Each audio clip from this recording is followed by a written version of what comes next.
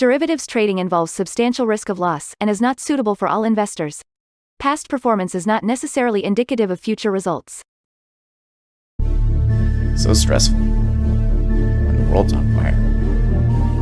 Good God. I can't look at this, guys.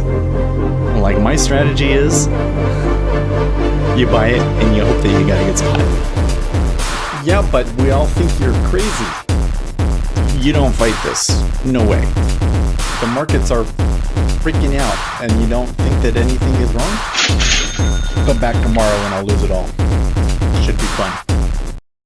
Good morning, everybody. Well, it is Monday, and we have a very interesting week set up ahead of us. It looks like at the moment that interest rates are heading up again. We're having the interest rates up, treasuries down, but this debt ceiling thing is looming out ahead of us, and I suspect that it could end up dominating the action this week. So let's go and look at where we're at, what happened over the weekend.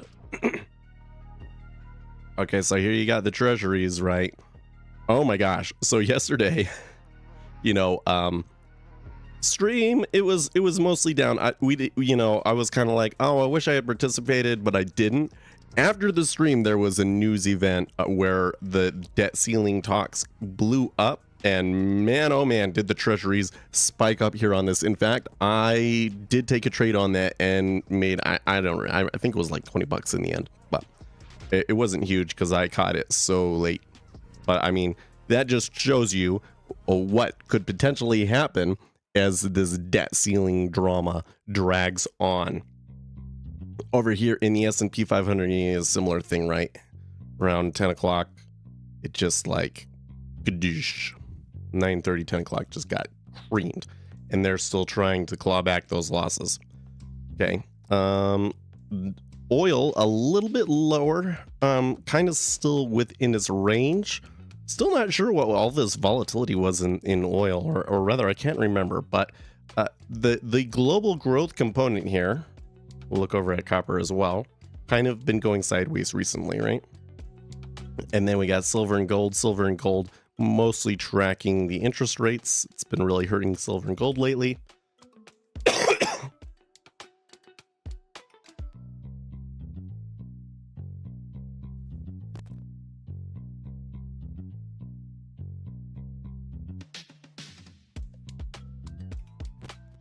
Excuse me. And then we've got Bitcoin also kind of going sideways here, and the dollar.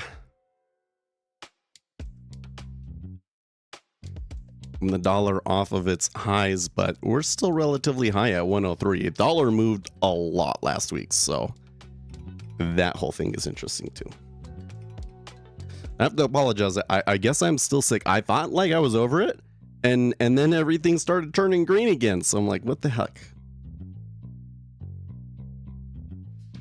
So I don't know.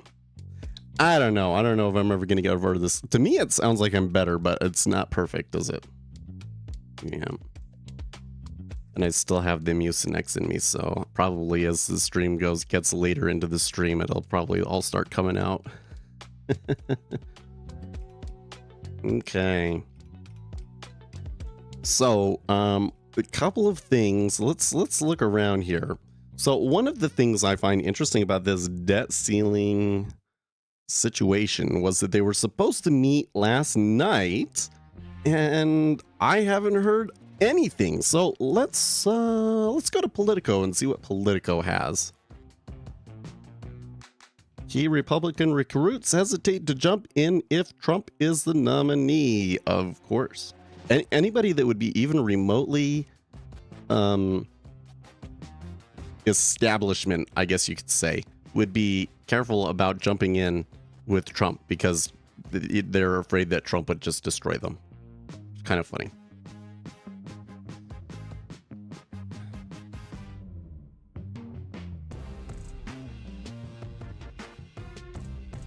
Biden and McCarthy set to meet again.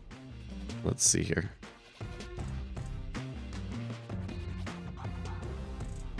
produces conservatives achieve a landslide victory but fall short of majority. Okay, I saw that there was an election, but I didn't know that it had been the conservatives that had won.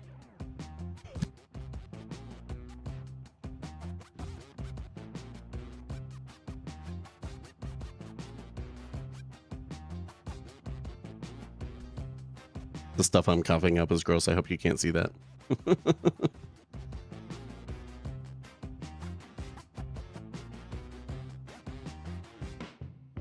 Okay, well, debt ceiling talks broke down over the weekend. Speaker Kevin McCarthy announced on Twitter plans to meet with President Joe Biden on Monday after they spoke by phone on Sunday as the president returned from Japan. The upcoming sit-down comes after those deputized by the GOP leader and Biden remain hung up on basic budget matters like the top-line spending numbers.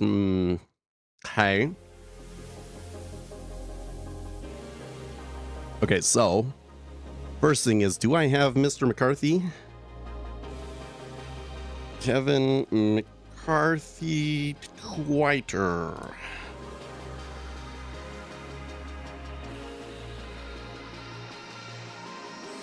I am not. Let's follow him and add him to our squawk list for now. That'll help you all out. I'm gonna blow my nose.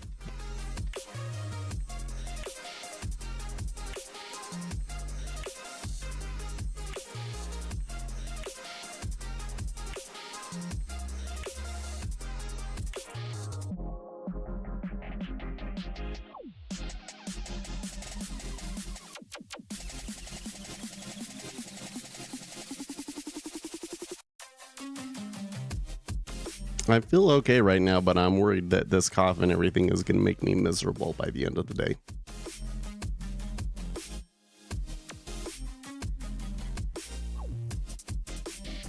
Okay, so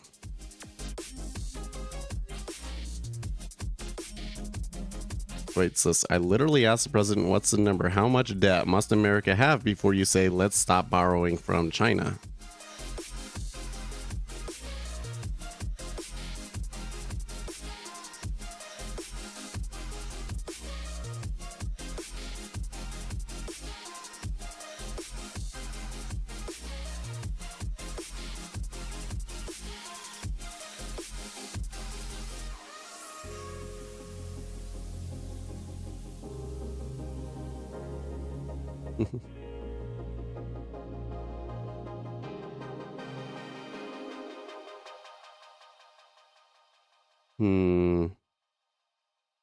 So, the next thing about the debt ceiling, I want to talk about here. I believe that people may have taken the wrong lesson from previous debt ceiling showdowns. Because I think that the lesson that Republicans took from that is that no matter what they do and which side they're on, whether they have the presidency or the Senate, that they end up getting blamed and looking bad, right? I don't think that that's it. I think that when you have a situation where you have two parties and the interaction between those two parties are creating a problem, that people side with the person that they like. And I think that, broadly speaking, that Obama was pretty popular during his presidency. And I think he remains somewhat well-liked. So I think one of the dynamics that you could see play out here during this debt limit battle, and I think you're already kind of starting to see some hints of it, because I think the team Biden knows this, is that Biden is not very popular right now. And every time he goes out and he speaks, he starts sounding like he's speaking gibberish. And everybody's like, what the heck is he saying? And so here you have McCarthy is quite articulate. McCarthy can get out in front of the cameras and make his case about what's going on. And Biden kind of can't. So this is a really tough position for Biden. And the thing is that the Republicans are not making it easy for him with their demands. Because yes, they are making demands to reduce spending, I think that's a good thing. Okay. But they're making asks that are, or they're asking to kill sacred cows to some extent. Like one of the things that I saw that was in there or was being discussed was provisions to end Biden's student forgiveness plan, right? That's one that if they throw that under the bus, that's one that's going to hurt Biden in the long run. You know what I mean? So getting a deal is going to be very difficult. It will probably come down to the wire. It may go beyond that.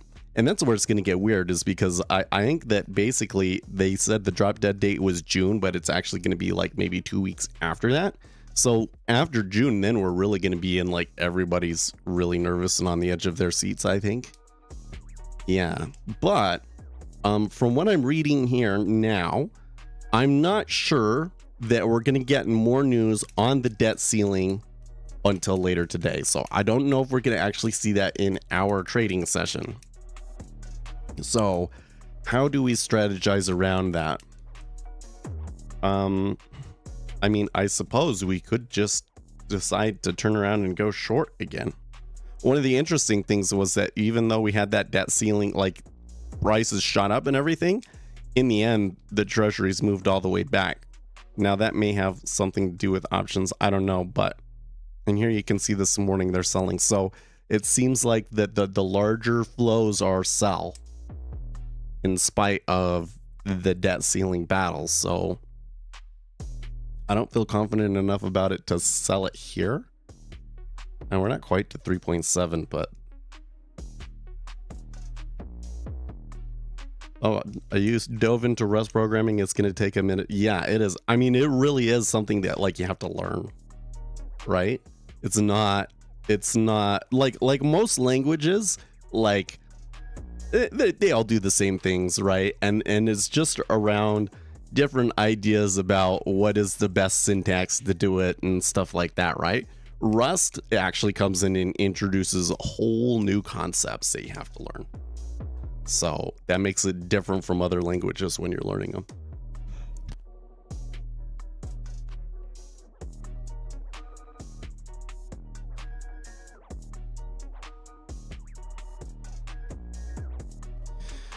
Okay, let me make sure I got my new squawk turned on here and everything else going. I can read about Liber after this stream, I think. It seemed to let a lot of people are misunderstanding my point about ChatGPT and AI in general. I'm not saying it's useless. All I am saying is that it is no replacement for and no threat to real experts. I agree. You know, I tried doing something the other day. I think it actually turned out that this is something that ChatGPT is just like really bad at. But I needed to make a regular expression that just matching curly braces. So that it could match like a whole Terraform block. And ChatGPT could not do it.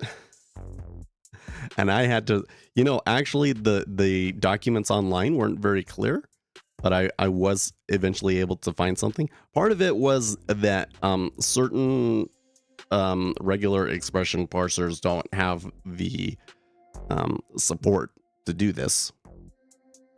But I eventually got something. But what ChatGPT was giving me was like total nonsense. Really annoying. And especially when you're talking about regular expressions, right? Because, oh man, get ChatGPT to write you a regular expression that works. It's hard. Jake Sherman. Okay, so this is a reporter that's really good on congressional and stuff going on the Hill, okay? Worth keeping in mind on the debt limit. Once there's a deal, if there's a deal, they have to get it into legislative text. The CBO has to score, and the lawmakers will get 72 hours to review it. Okay. He's saying that if they want to do it before June 1st, let me pull up the calendar here. Oh, June 1st is next Thursday? Okay. But that basically means that they have this week to come to a deal. And if they're not like close to a deal by the weekend, then it's doubtful that they will be able to have the time legislatively to get something through before June 1st. You have Fed speakers on your calendar? Oh, you know what? I do see. Well, Bullard is supposed to be speaking right now. And then I have Daly, Bostic, and Barkin speaking at 9:05. That must be some sort of a like panel discussion, huh? Let me see if I can find what it is. Well, my Forex factory chart doesn't have anything. I do have it on my financial juice one though.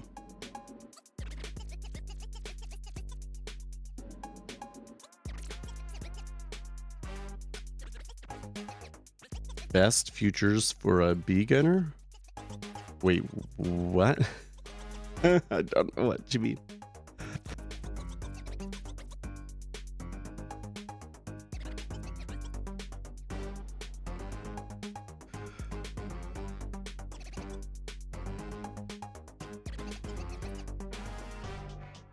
For a beginner. Oh, for a beginner. Well, I always say you should start by watching the 10-year treasury.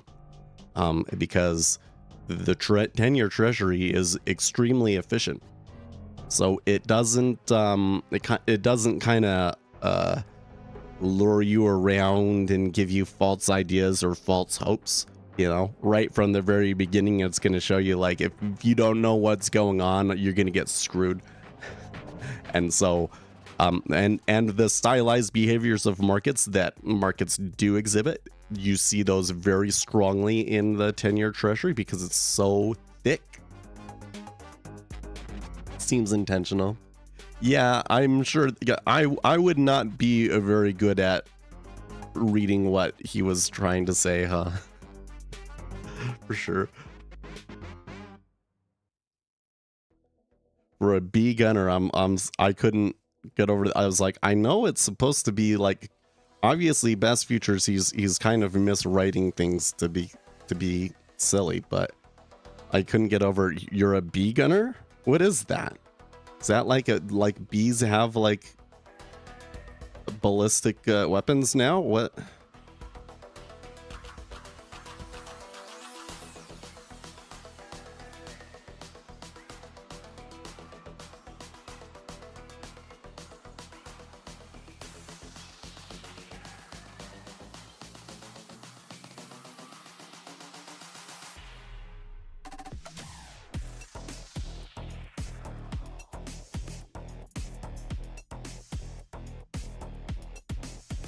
Okay, I'm just hearing from the news squawk. Mr. Bullard saying that the recession probabilities are overstated.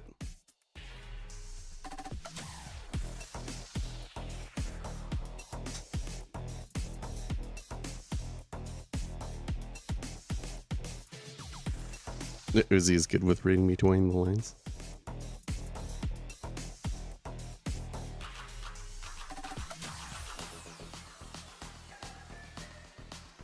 I think that I am ADHD and that Uzi is probably your standard neurotypical person, right?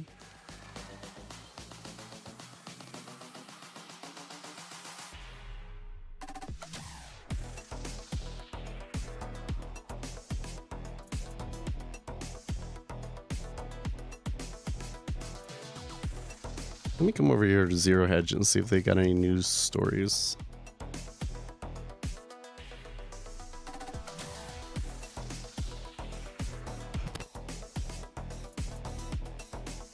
Everyone I know would disagree with you, but you tisms like to otherwise people not as tismy as you would not. Why was I tisming you? That if you're neurotypical, that would mean you're a normal person. Isn't that?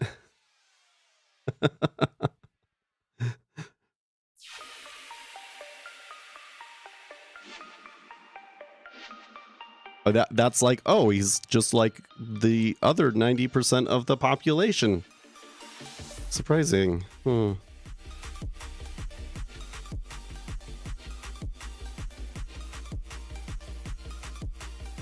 I do think there is a case that the autistic people in particular seem to be turning into this tismy thing. Like, In other words, okay, so I give you an example. There was this post on TikTok where somebody pointed out a study that showed that autistic people have a strong sense of justice.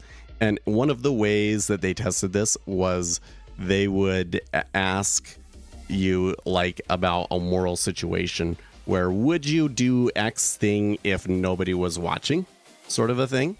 And the neurotypical people would be like, oh, I would do it. And the autistic people would not. They would refuse to do it. And so the autistic people were saying, oh, what is wrong with neurotypical people? They're so immoral, etc., etc., etc. And, you know, from this perspective of autistic people on TikTok, like they're turning it into autistic supremacy almost. You know what I mean? They don't seem to understand where their minds and their thinking is deficient and the problems that they have.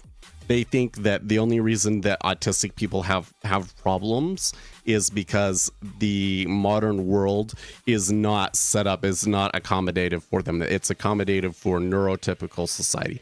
And if society was based on autism, that they would have no problem. But that is not the case at all. But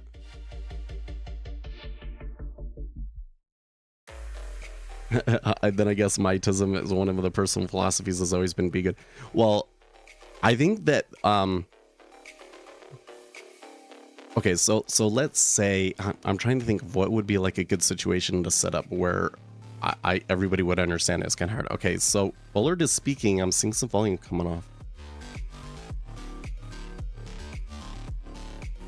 Okay, Bullard is speaking hawkish and saying perhaps 50 basis points more of hikes this year. So it sounds like he is in the camp of perhaps a quarter of a basis point in June and then more later in the year.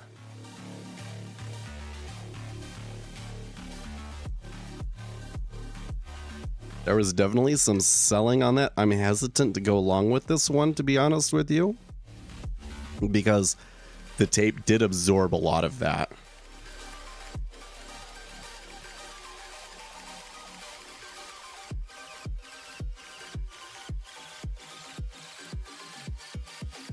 So like my understanding of it was that it was a moral situation where like what you did isn't going to have an effect on anybody else or anything like that, right?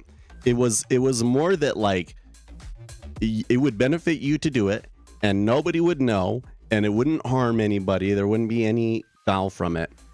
And it would be even if it was, you know, if it was found out, nobody would care, sort of a thing. So it was kind of more of a situation where like if you said I'm not going to eat ice cream or something like that, okay, but then a situation came up where there was an opportunity to eat a super special, the bestest ice cream ever, and you only had one chance to have it, would you eat the ice cream? And most people would say yes, and the autistic people would say no, right? So it was like a lack of flexibility.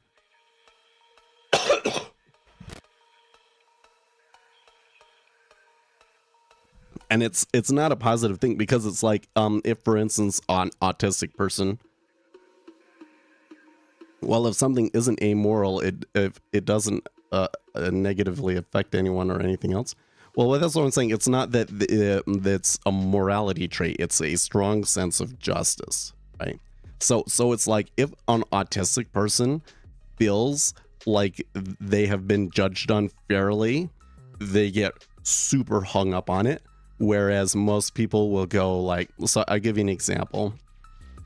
In weightlifting competitions, there is a timer. You have a certain amount of time for you to take the lift, and you have to have picked the weight off of the floor before a certain time. Okay. And some lifters will kind of run out the clock as long as he can, because if you have to follow yourself, you only get like 2, maybe 3 minutes max, depending on how you play it, to rest. Okay. So one of the things that will happen, or that could happen, is if you wait until the last second to pick it up, right? You pick up the thing, then the buzzer will sound even though you picked it up. And if you're new, especially, that's kind of like mess you up. It's like, oh, well, why did the buzzer still go off? I don't like that. It could distract you and hurt your lift, right? So I told the people at the desk, like, you know, make sure you cancel once they pick it up, cancel the timer. So it's kind of like a trivial thing, you know what I mean? But you should do it because it could throw off somebody's lift, right? And so one day I, you know, mentioned that to the desk because I was kind of like running their system for it, and they just ignored me. And I kind of got mad about it, but then I was like, well, actually it doesn't matter, right? So the kind of the ADHD part of me was like, no, this is like a really big deal. And then, but because I was on my medications and everything, I was able to sort out that, you know, in this situation, it's not worth making a big deal out of it. You get what I mean? I think it's more fair to say that they have a sense of justice that leads towards the twisted rather than the heightened. I don't. But what it comes down to is that you'll get autistic people will get really hung up over a certain issue, and they might be right. They might be right, but it's kind of like, yes, but it doesn't matter. It's not worth hurting the group harmony to argue over this particular thing, and autistic people won't understand that, right? That's how it goes. But that when that study came out and they were talking about it on TikTok, that's not how autistic people saw it. Autistic people saw it as, well, neurotypical people are psychopaths. That's what their conclusion was. You get the notification. So in the video description, there is a link for like the permanent live stream URL. I would just bookmark that and, you know, load that up at 6:30. That's the easiest way to find the stream. So we did, it looks like we were at 17 before, right? 17 was where we saw some of those big orders. We did push through that, but it still seems to be struggling. So this is a very interesting where we've had a Fed speaker and the market makers seem to be fighting against what he said.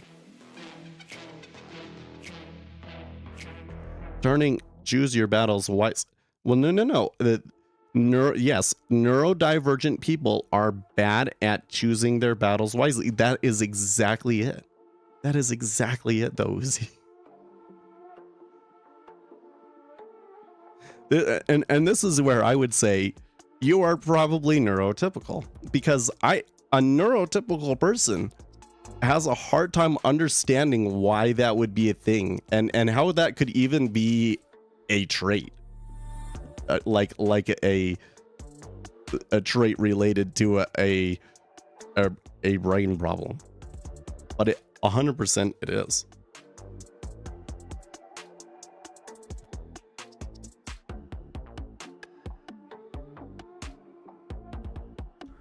Okay. So I just heard that the Kevin McCarthy's aide, the guy that's kind of in charge of these negotiations, said that Biden's team will be there at 9:15. So that is in about 15-20 minutes. So that means that we may indeed actually get some more debt headlines before the end of the session.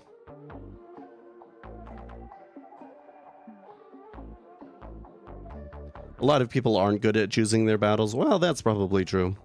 When it comes to long-term planning, and when I mean like pick and choose your battles over the course of like 5 years, probably everybody has a problem with that, right? But I'm saying an autistic person can't pick and choose their battles wisely over the course of just 5 minutes, right? You notice I'm not very good at that. Right, but the difference between me and your autistic person is that I kind of understand, certainly after the fact, but sometimes even while it's happening, that I'm being stupid, but it's like I can't help myself. Whereas autistic people, like somebody that's truly autistic, like functioning autistic, but definitely autistic, you could explain it to them and they would still have a hard time understanding.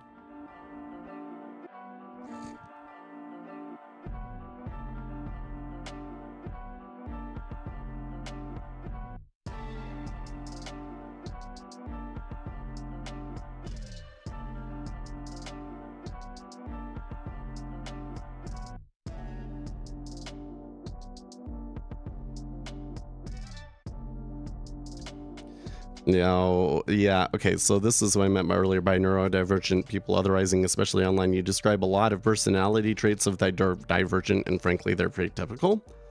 Yeah, well, that's because, especially with ADHD, it is a developmental disorder, which is to say that like everybody has a hard time paying attention in a situation when they don't care or they're not interested about the thing. Like everybody has a hard time sitting still in class when you're in elementary school. And okay, as you grow up, your ability to sit still and pay attention increases, right? So it's one of those things that's, it's like, you know, how good are you at that particular skill, right? And the issue with an ADHD person is that, well, a typical person will eventually get to a spot where they can function, you know, where they can, you know, by the time you're in college, you can sit and watch a 90-minute lecture and take your notes and everything like that. Whereas an ADHD person can come in and do absolutely freaking everything in their power to try and sit down and pay attention in class. And they just literally, they can't. Like when I was in school and I wasn't on my medication, I would literally just fall asleep.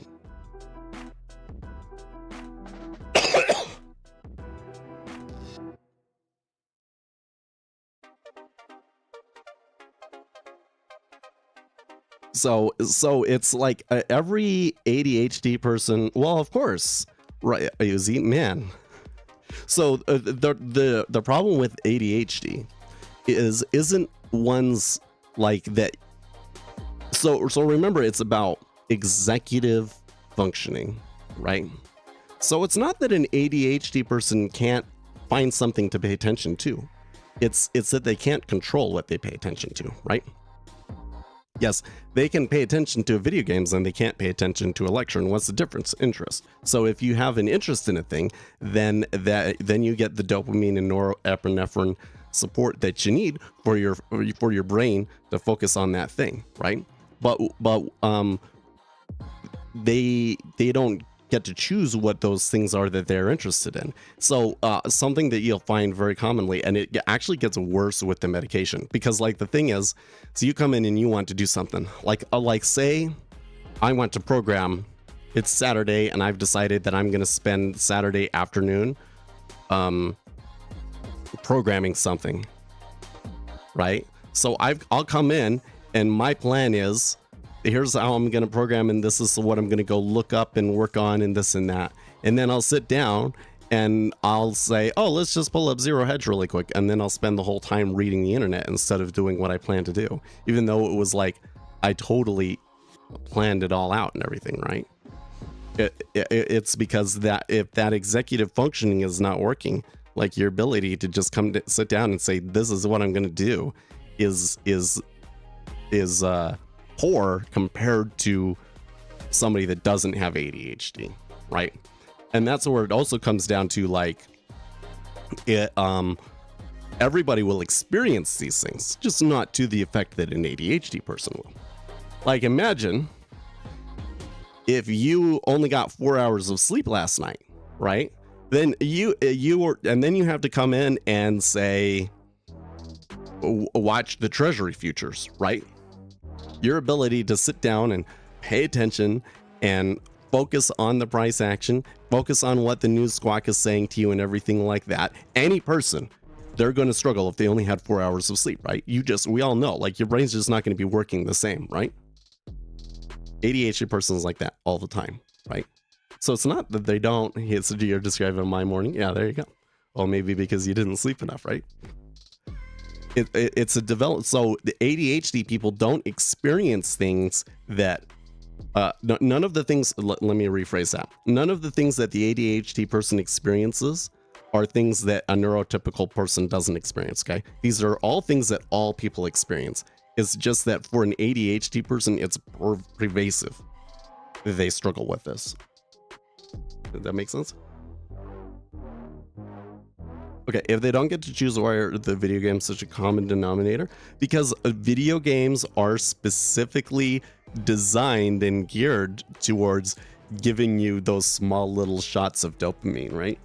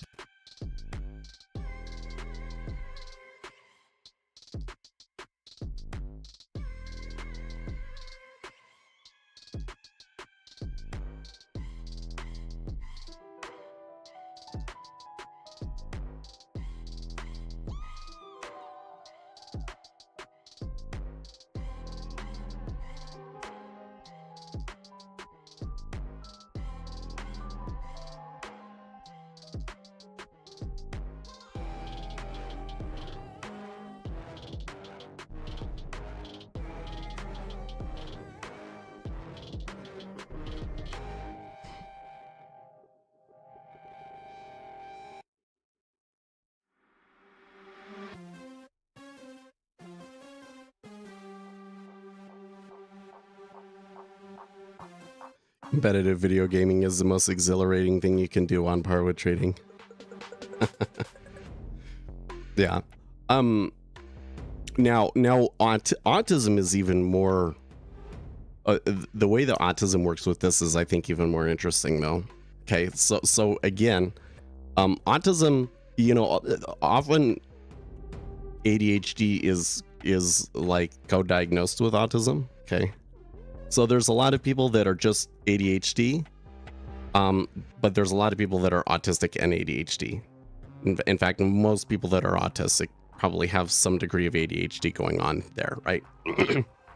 Because the issue with autism, so the issue with ADHD is that the brain just isn't producing the neurochemicals, right? So that can exhibit just in, you know, those certain brain pathways aren't as fast, don't work as well.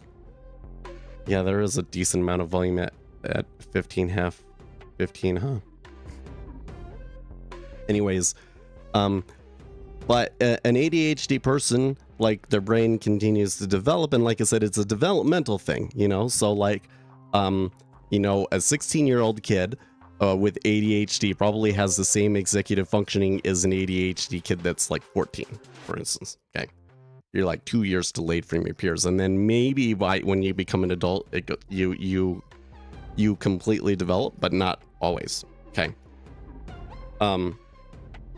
In autism, it's like certain brain cells just like never make the connections, maybe because the chemical support is not there, maybe because of other problems, but like the brain starts to organize differently, essentially, right? And so what you will see happen with an autistic person is that they will attach onto some interest, because like there was that one time where they saw something and the dopamine was just happened to be there, or whatever the deal was, and so the brain cells made that connection. And then the thing is every time that one of that brain pathway fires, it gets stronger. That brain cell gets stronger, and until it basically gets to the point where the brain cannot help but go down through that pathway, and that's where you get like Asperger's. Well, they don't call it Asperger's anymore, but what they used to call Asperger's, where you will have this super insane intense interest where you like literally can't talk to anybody without talking about that thing, right?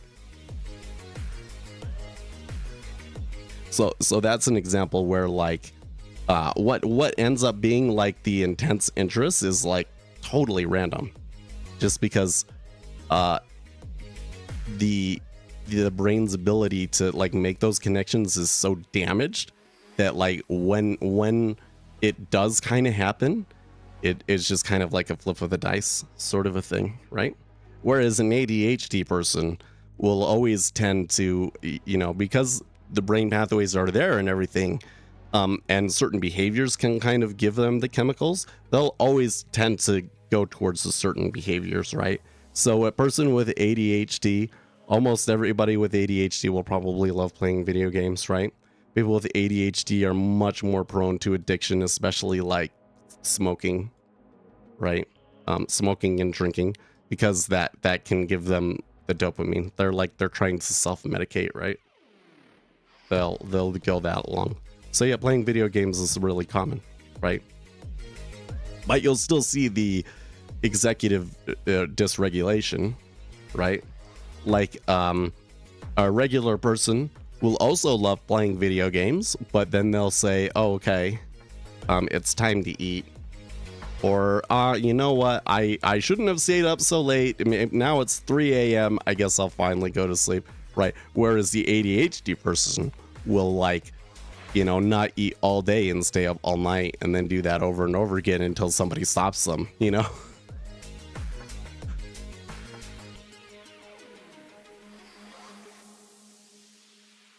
You still smoke?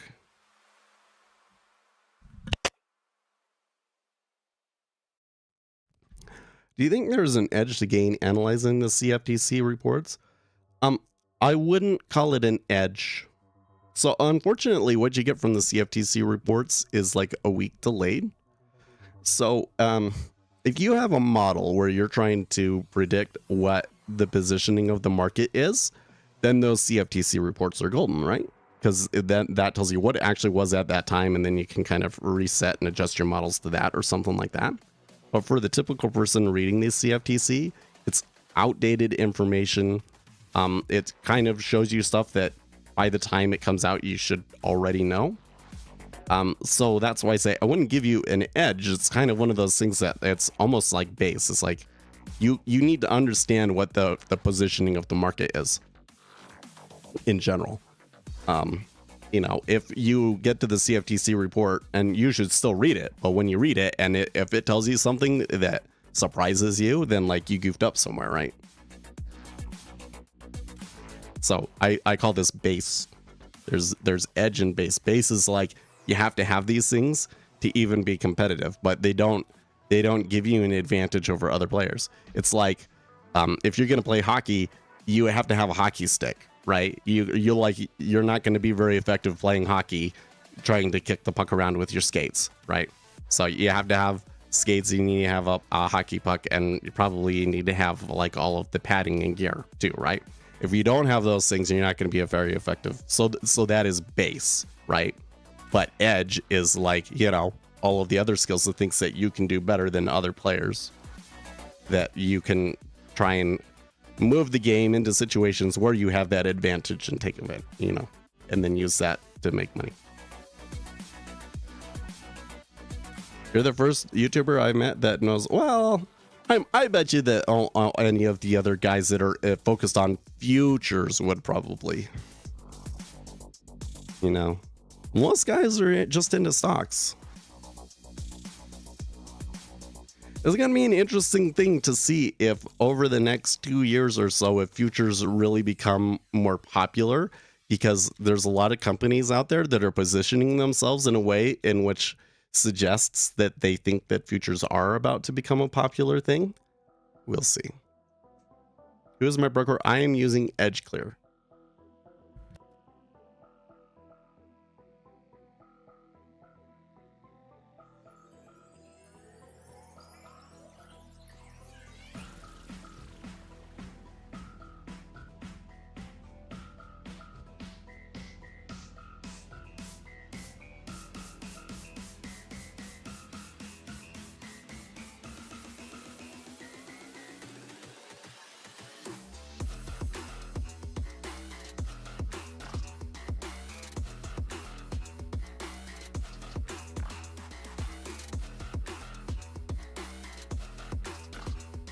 The broker thing is an interesting discussion that we always come into, because I think my take on brokers is different from the take that you get from most people, right?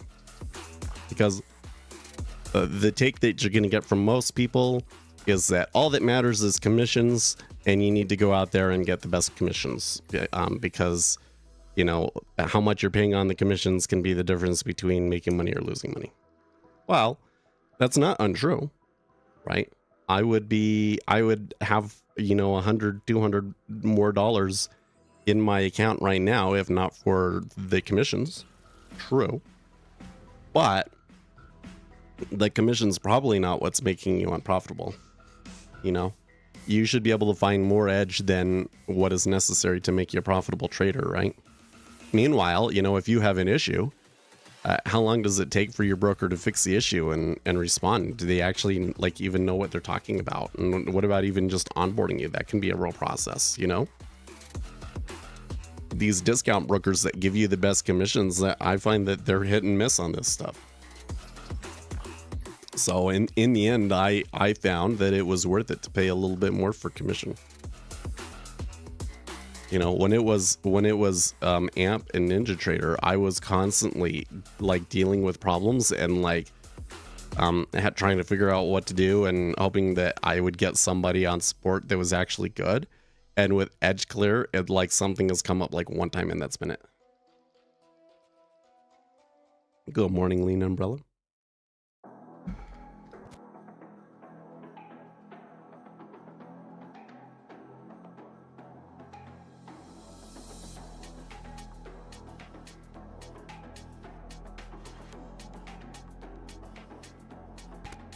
I'm getting to the point where all of the mucus is starting to drip out of my ear canals, and it's not quite enough for me to really be able to get rid of it, but it's enough to bother me and try to blow my nose.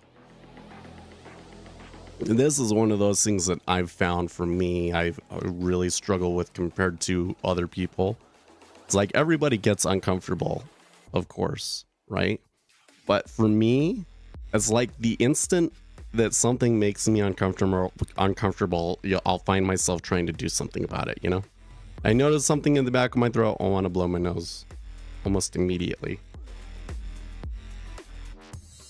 Scratching my face, these sorts of things. So if I do any of that and I look weird, I apologize. Just bear with me. I know that I'm weird.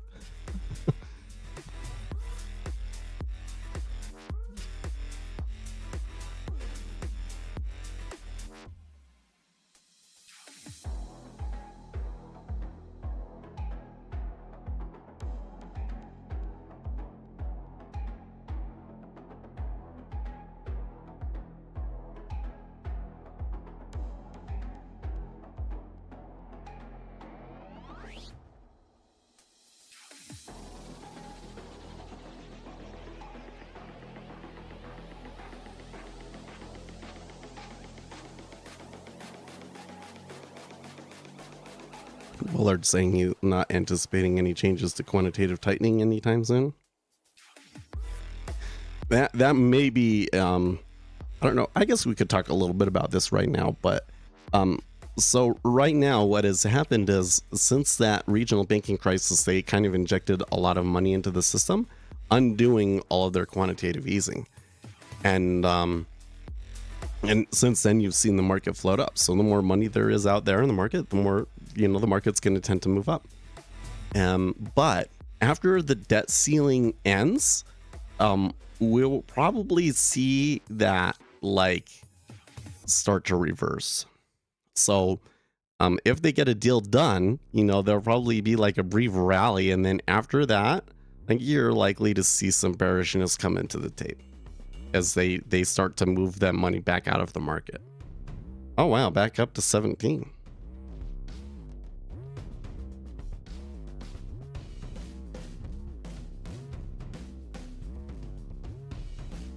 Do you have any comments regarding the speed of Sierra Chart's DOM and of Jigsaw's DOM? So I have tested that a little bit, but I didn't see a difference between them that I thought was noticeable.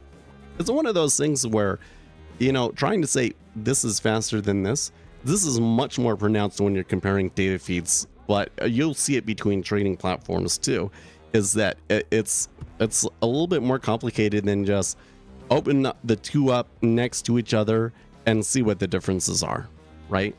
Because there's so many other little things. For instance, you know, I'm using Rhythmic data. If you're going to use Sierra charts, you're probably using their Denali data. So your data providers are different anyways, right?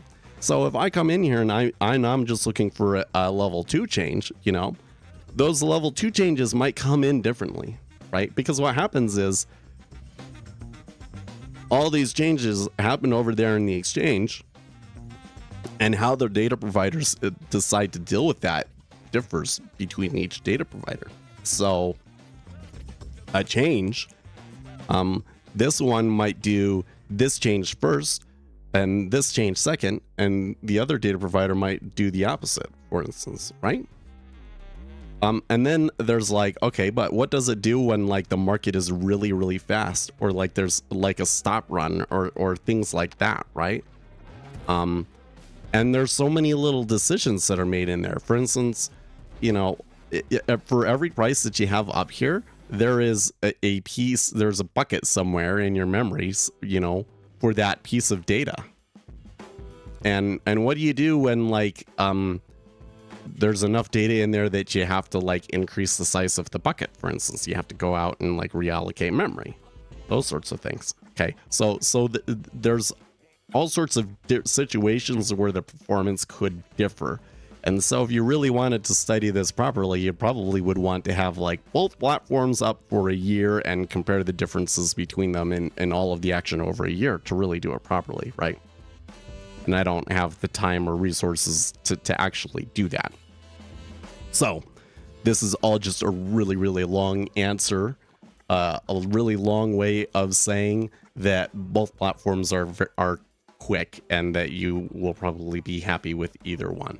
I think that the advantage that Jigsaw has is in its features and in the team that's building the features, that they really understand trading. So you get a really optimized system that is really zeroes in on what you need to be able to see as a retail trader trying to trade these instruments. Whereas Sierra Charts is kind of more a bunch of features was given to a programmer and they just kind of smashed it all together. So the interface can be confusing. Setting Sierra Charts up to look the way that, to show you the DOM the way that you want, takes a bit of effort. The features just aren't quite as high quality as they are in Jigsaw, etc, etc, etc. So that's the way that I would look at it, is they're both pretty good platforms. Jigsaw is a little bit better on the features front. Sierra Charts is a little bit better on the charting front. That's basically the difference. If $50 a month for the trade license for Jigsaw and the $500 upfront cost is too much, then you go to Sierra Charts, because then in Sierra Charts you're paying $30 to $40 a month and there's no upfront payment.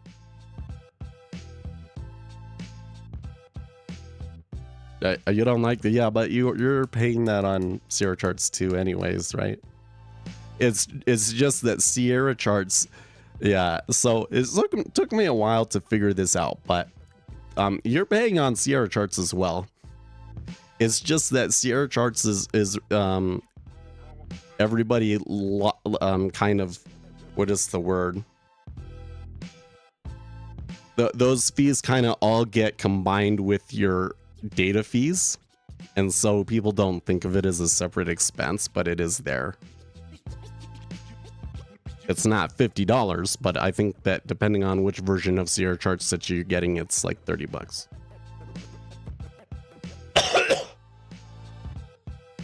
Yep, you can set the Sierra Chart DOM up to look like Jigsaw, and it's fine. It takes a little bit of work, but you can do it. Yeah.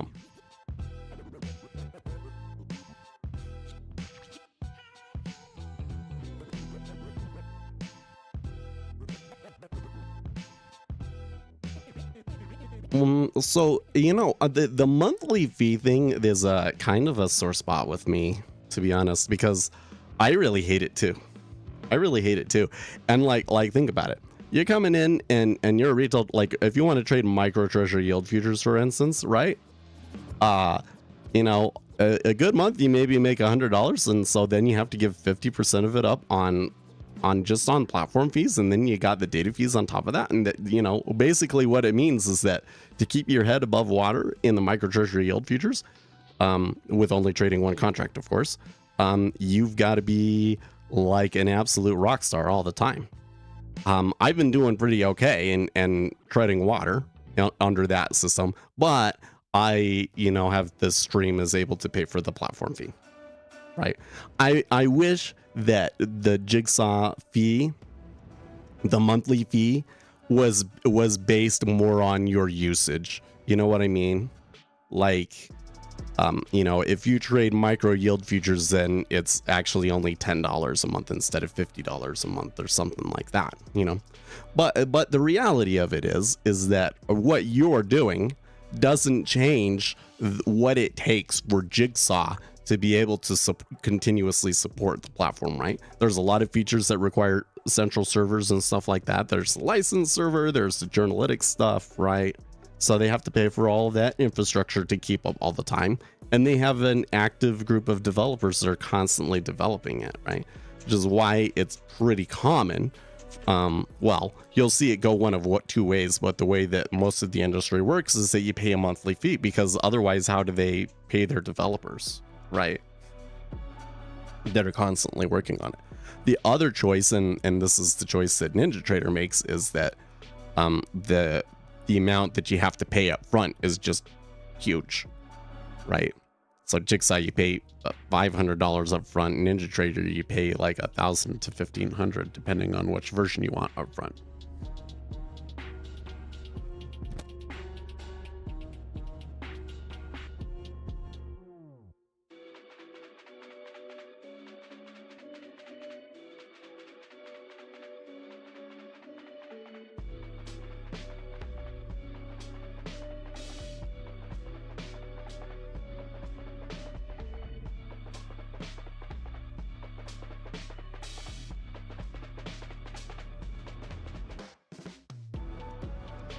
You're sick of NinjaTrader 8? Well, you're not the only one. I'm kind of ambivalent. I don't really care. Is ambivalent the right word? You know, the things that NinjaTrader is having a problem with right now are things that kind of don't.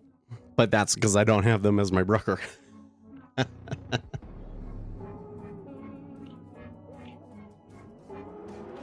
In fact, it's a cost-effective one-off platform frame. I wouldn't complain too much about the monthly fee.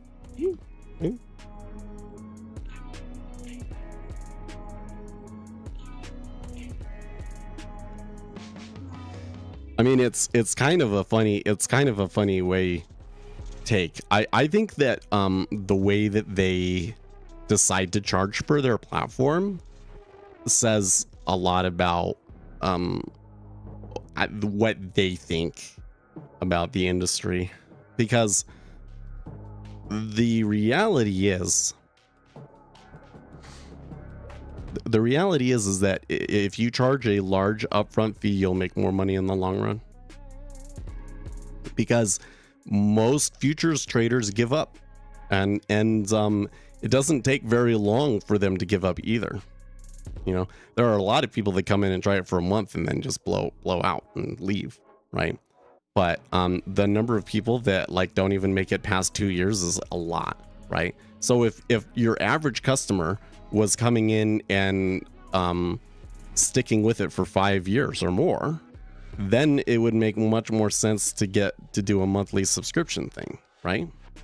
So these, like Jigsaw, for instance, people that they're really trying to help the community, and they want everybody to be, you know, they're going to be like, well, I would think that I would hope that if I'm doing my job correctly, that the average customer will stay around longer than 2 years, and so it'll make more sense for me to do the subscription fee, right? I think that there's a lot of that.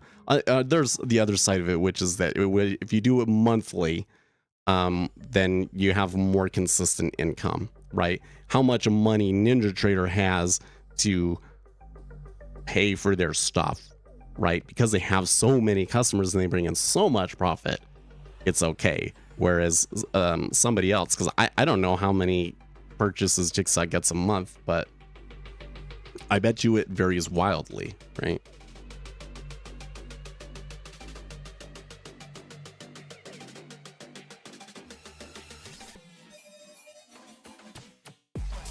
Are Chinese HSI futures? I don't know anything about the Chinese markets, unfortunately.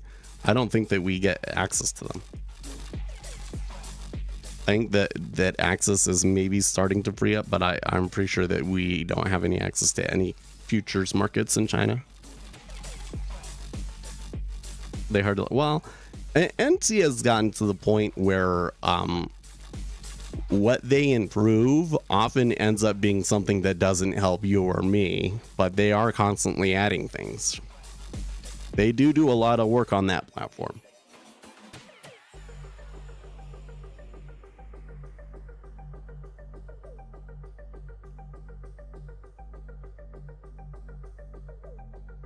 Like, one of the things was that they did a lot of work for integrating options, for instance.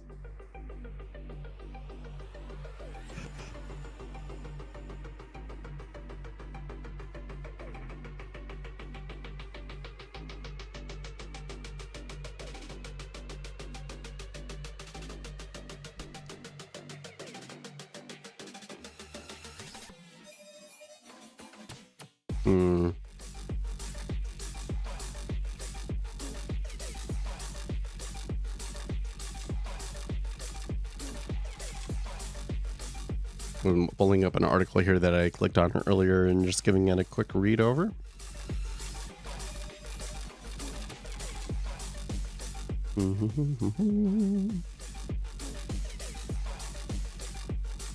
It's mostly just positioning information. I don't know if it gives me any kind of direct idea, other than that there has been like some chasing on this rally in the last week.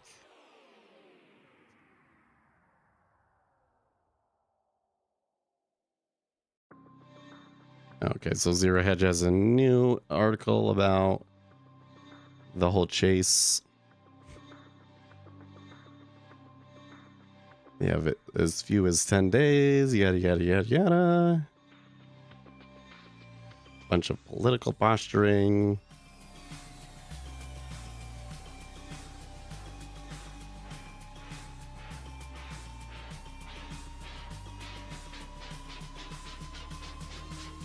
Anyways, now if futures ends up becoming a super popular thing, because again, Robinhood is applying to become a futures commission merchant, and so it is thought that when Robinhood picks it up, that the popularity of futures trading in general will increase.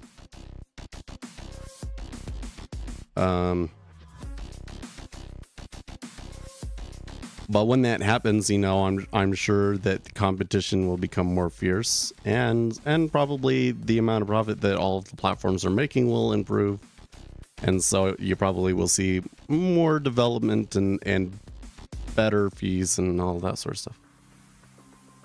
Oh yeah, I can't imagine like any customer that's savvy enough to want to trade futures that would still be willing to do it on Robinhood, but that's what's gonna happen.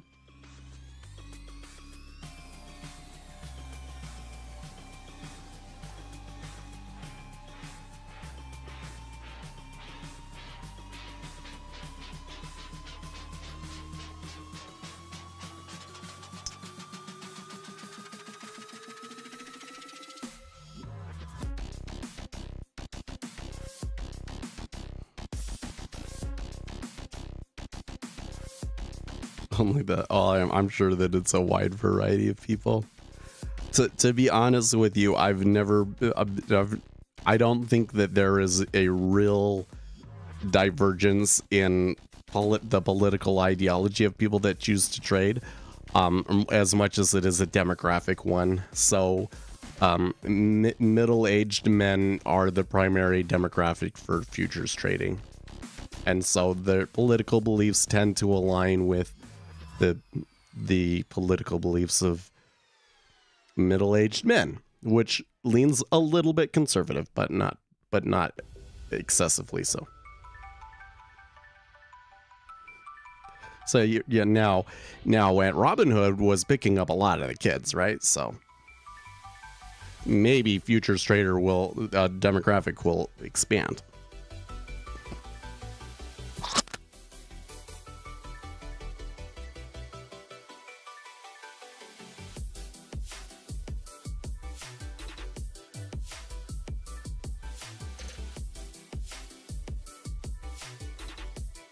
Oh, gross. I'm sorry. Did you guys hear that gargle? Ugh.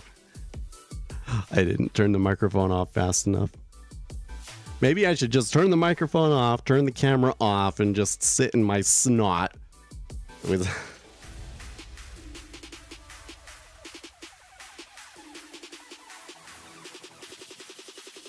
Okay, White House debt limit negotiating team has arrived at the Capitol. You're late! And Kevin McCarthy's latest tweet, President Biden wants to spend more money than the federal government did at the height of the pandemic.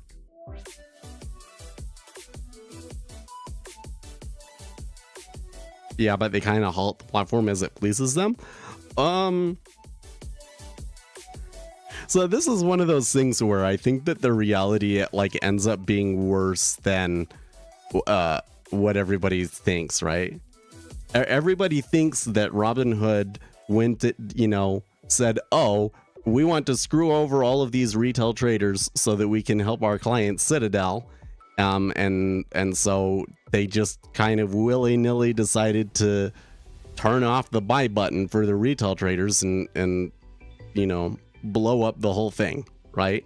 That is not what actually happened. What actually happened was that Robinhood did not have enough funding to cover the insane bets that people were placing on through their options trading platform. And so Zero Hedge basically had to turn the buy button off in order to avoid becoming insolvent. Isn't that worse? Isn't that worse that Robinhood didn't have the funding necessary to do all of that? That's kind of messed up, isn't it? It's kind of like, well, maybe a platform like Robinhood shouldn't be allowed to do options. Well, that's maybe a fair argument.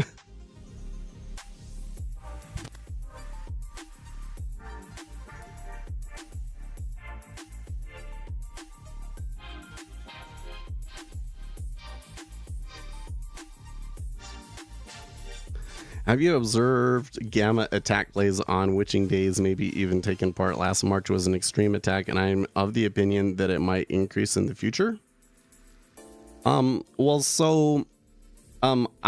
don't know if I could say so in the options. The thing is that there's definitely something going on where the flows kind of have this self-reinforcing effect where somebody can come in and make some move and then everything kind of responds to it and helps it out. I don't see enough of the order flow to be able to tell when that's happening. I would need to have some tool that is showing me the volume in all of the options and showing me when it all came into certain spots and stuff like that, right? And I'm sure that tools like that exist, but I'm just not that deep into the options to be looking at that stuff. Why didn't they send a simple email asking the lads to close their positions rather?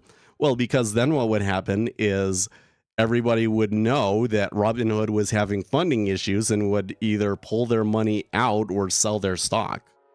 And then Robinhood definitely would have gone under, right? So when something like that's going on, you don't want anybody to know.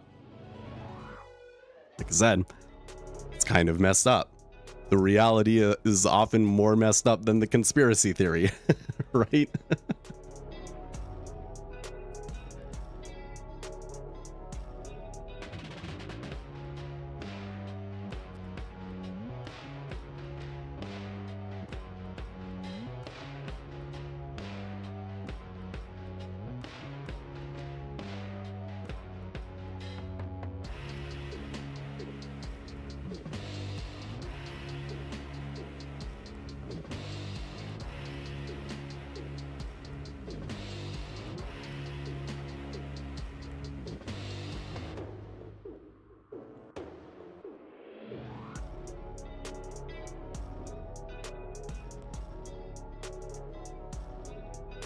My conclusion is that saved the big boy. Well, so to the point, which was, did them turning things off like save Citadel or something? Probably not, actually, to be honest with you. The reality probably was that the GameStop thing maybe had one more push left in it anyways. So I think that Citadel is well capitalized enough that they were set to survive it either way and profit from it. I mean, that's the other thing that I think is just kind of really, and nobody, I tried telling people all the time, and I made a video, and it was just like nobody really cared, right?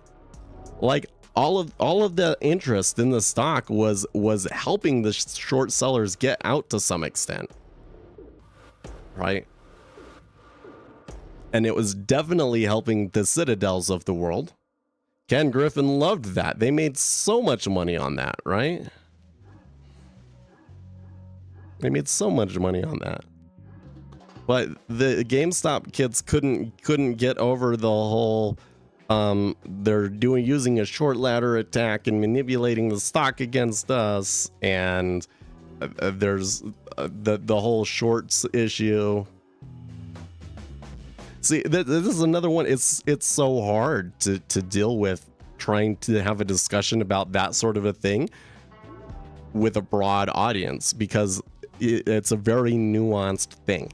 Like, the data is complicated, and once you understand the data, you understand that it doesn't necessarily tell you what to, because all these GameStop guys will go through and they'll look through the data and they'll say, well, the data says that there are like X thousand shares created short that shouldn't exist. Well, that's not true.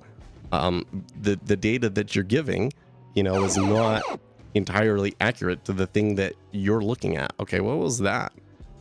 The S&P spoos are taking off on the open, I guess. Well, this is actually a few minutes after the open. There must be a headline coming through.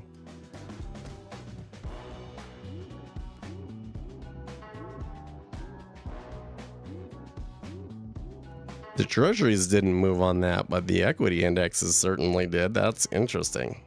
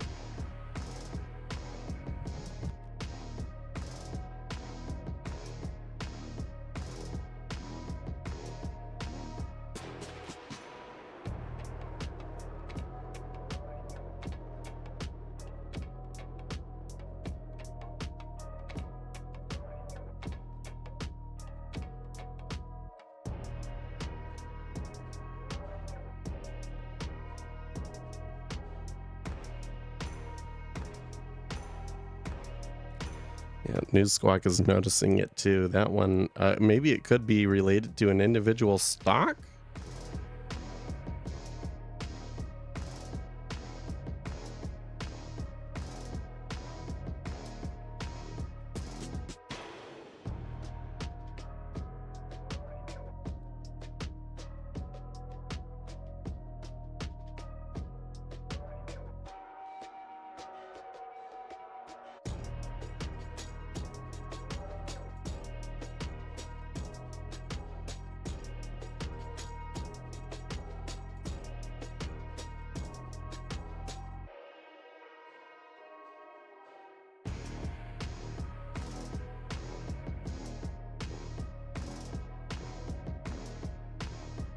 We might be in the second. Well, something's going on, that's for sure.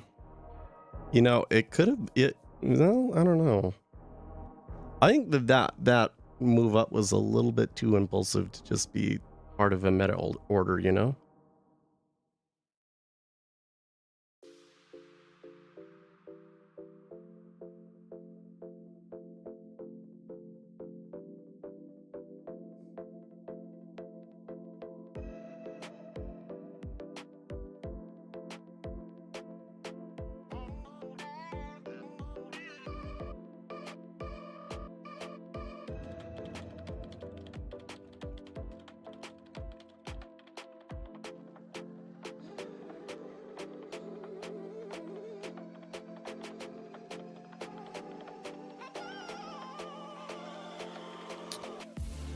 Well, I mean, if it's a meta order, they're probably not done with it yet, right?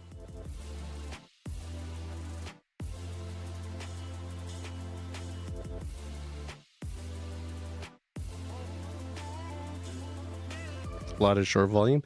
Yeah, well, remember that the whole thing was that Bullard came out and said something hawkish, and so you got a lot of market selling, and the market makers did not step out of the way.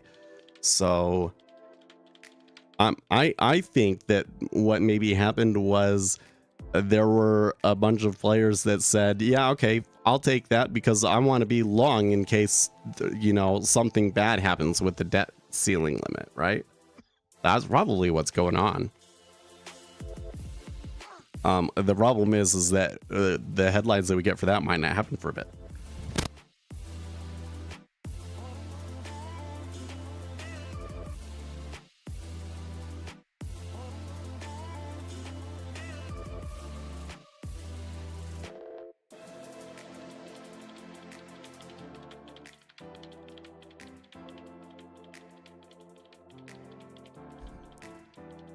Well,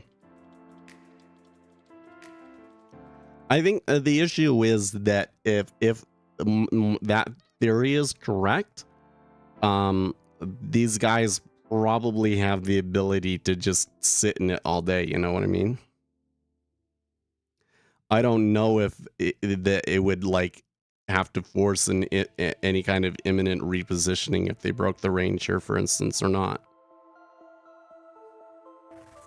Let's just say I have no reason to think that it would.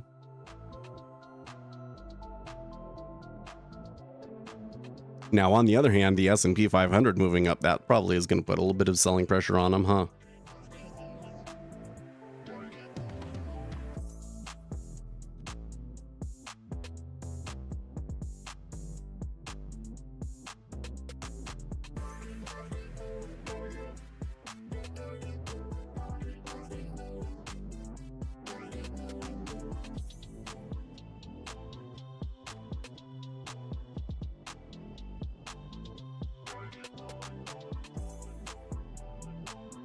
That's two really strong candles on ES though, man.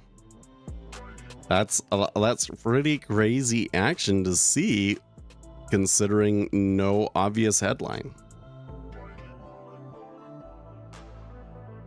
There's got to be something going on in individual stocks, because that's just like wild.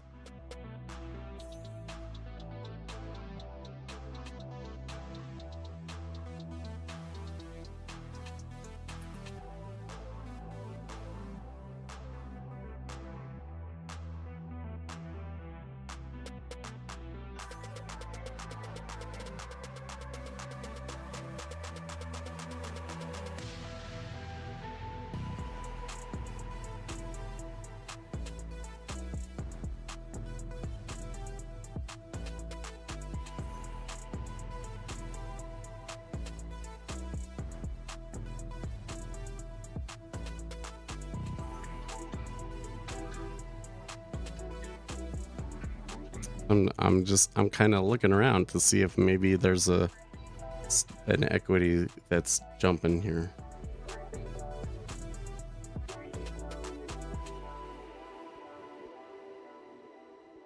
But I'm just not seeing it. I know. I really don't like trading on Monday, you know? Mondays tend to be tough, tend to be slow. And, you know, I come in today thinking, yeah, it's probably going to be slow. And then maybe we get a headline after the stream or something like that. I think that's probably still the case, although I would say that I think there's been more activity than I expected, probably because of Bullard, right?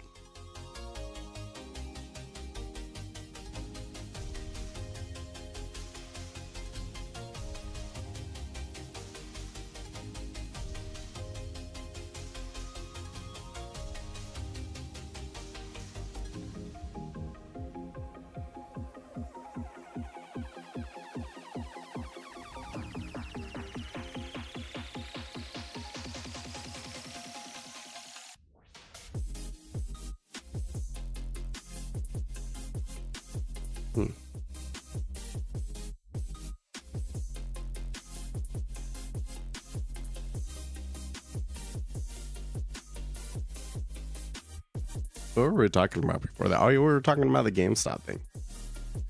The other thing that really frustrated me about that was that it was like a cult formed around it, and as soon as you weren't saying, unless you said buy GameStop with everything that you have and hold forever, you got kicked out of the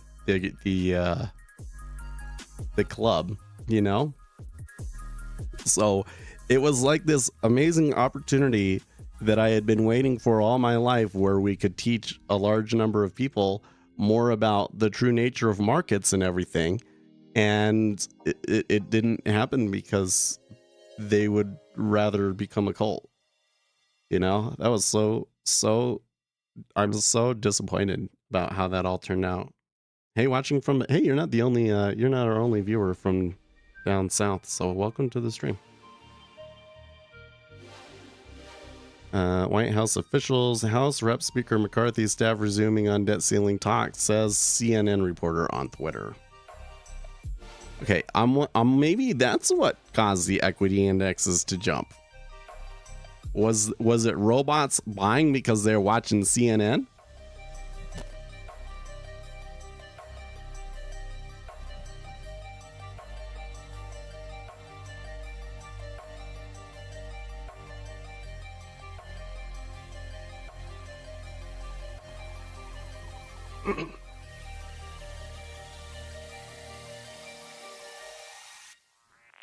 Anyways, I'm so glad that you guys are here to watch me, you know, cough up snot and so forth.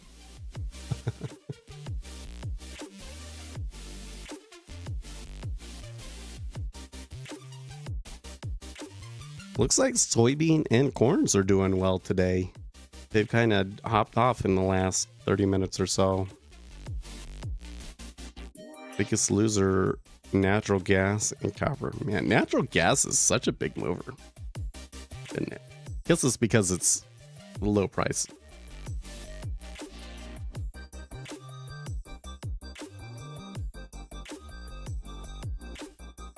8 silver.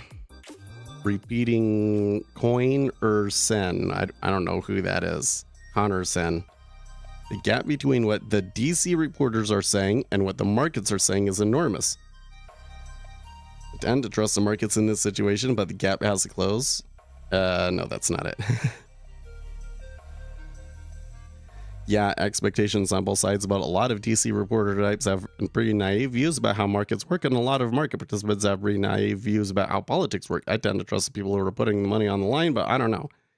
And I'm going to respond from my reading of the tape. The market has only barely started to even pay attention to the debt ceiling thing.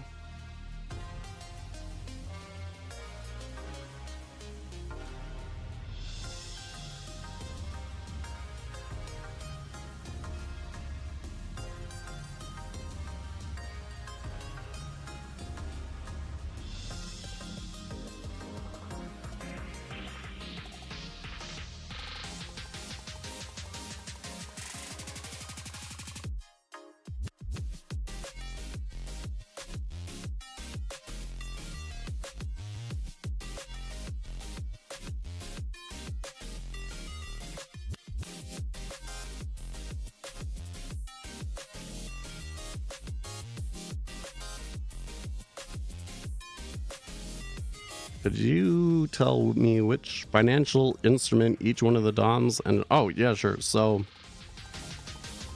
oh, you know, I didn't even have my stupid little pen thing on. Where is it?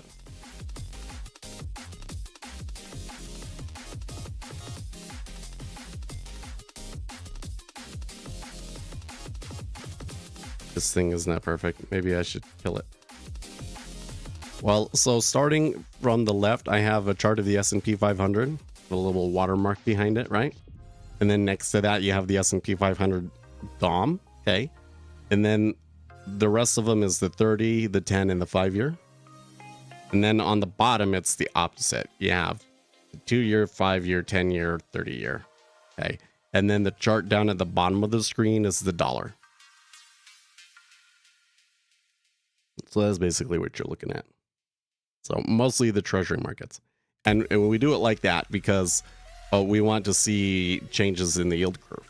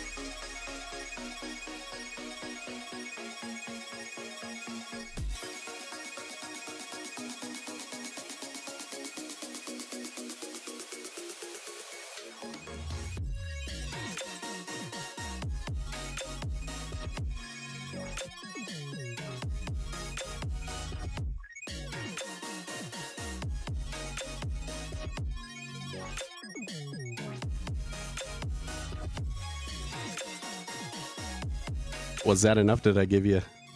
Was that it? I do have a video on my channel that gives you like an in-depth walkthrough of how I have my workspace set up. Okay.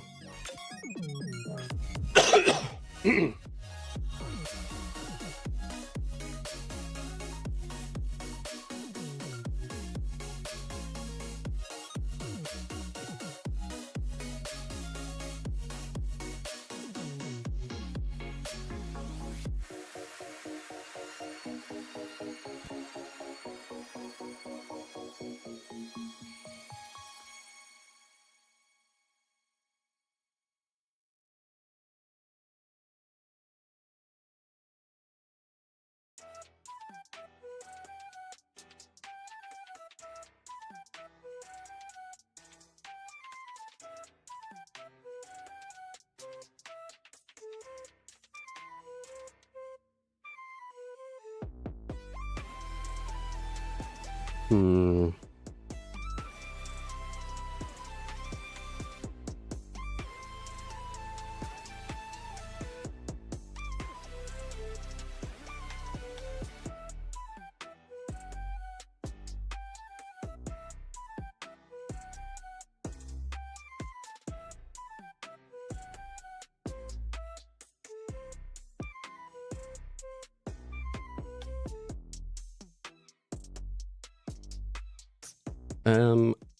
We had a downtick there that for some reason was a little heavy.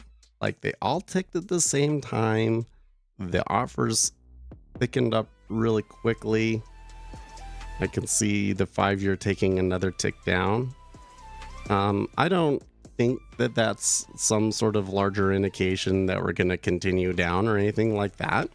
But I think it does suggest that the tape is still heavy, and that especially on the short end, or rather on the 5-year side of the curve, that it is still a seller's market. S&P 500 is moderated a bit since that huge up move, but I still really wonder what was driving that big up move. That was quite, you know, there was like a liquidity event in it and everything. Like I got my little sound, so that's really strongly suggests news. But Biden and U.S. House Speaker McCarthy are expected to meet after 4:30 p.m. That would be Eastern time, I assume. So there's another downtick in ZN.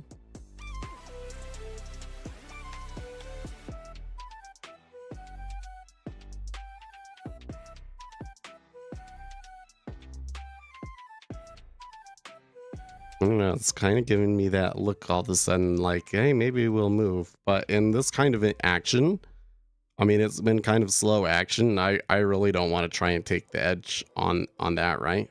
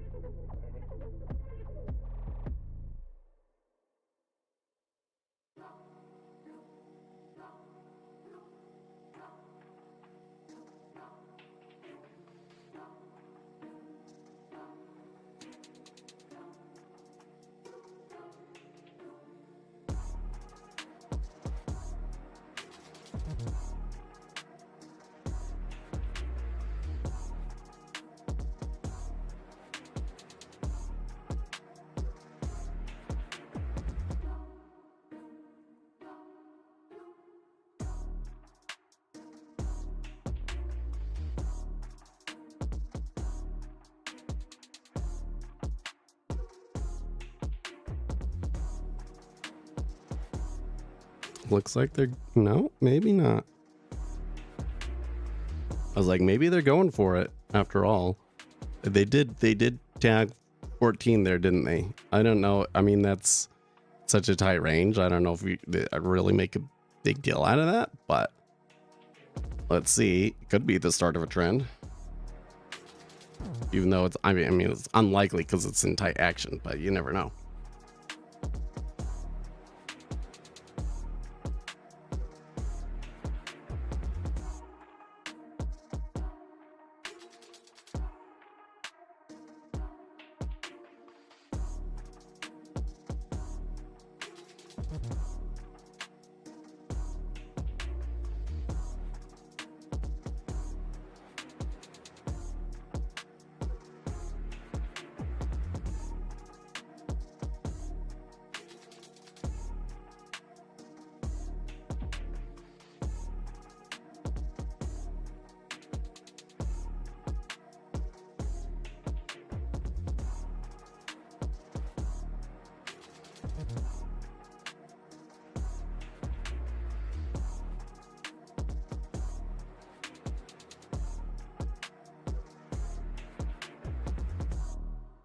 Hmm. 11 a.m. Atlanta Fed President Bostic and Barkin are speaking. I don't know if so. Yeah, they are speaking. Yes. Who knows if they'll say anything significant or not. I have Daly, Bostic, and Barkin speaking, but I don't know what it's from. If is it panel discussion or something like that.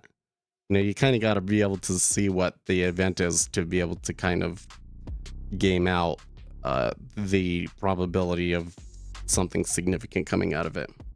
I would say, though, that there's been a lot more Fed speakers over the past week, and that it does appear to me that there's kind of been a coordinated effort by the central banks to kind of push the market hawkishly. Probably, and I think that they might continue to do that up until we get to 4%. But the problem is the debt ceiling battle, right? Like, I'm pretty sure at this point. Did you see how, like, they extended to a new low, but like it didn't really result in more flows? They weren't really very interested in it. I think that these guys are there's some big guys out there going along on expectations that we'll get more negative headlines out of debt talks. So they're betting on a bad debt ceiling limit headline pushing treasury markets up later, is what I think is going on. So that should make for an interesting pit close today. But in the meantime, you get like breaches of the ranges and it just kind of doesn't react.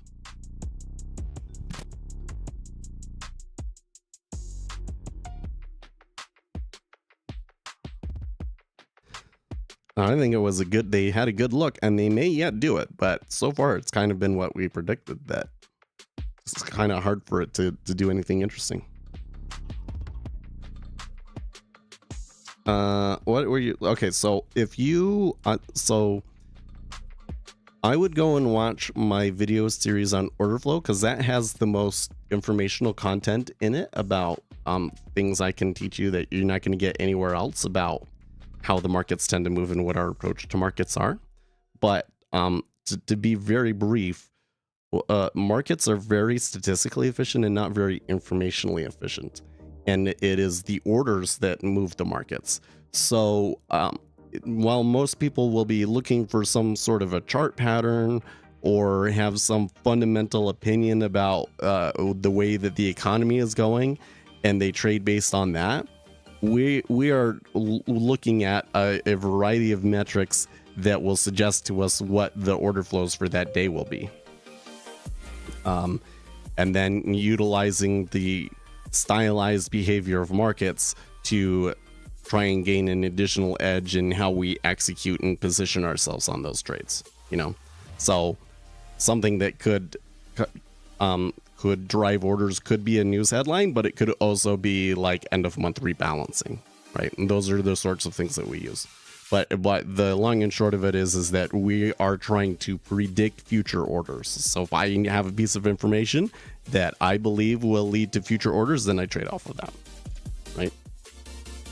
So right now, we do have a lot of good information, I think, but that information will maybe be useful later on in the day and isn't really useful to us right now. And that's why, even though it's at the lows, you know, and this could just break down and turn into like a monster trend, I'm not interested in it because I don't have any information that suggests that we're going to see more selling.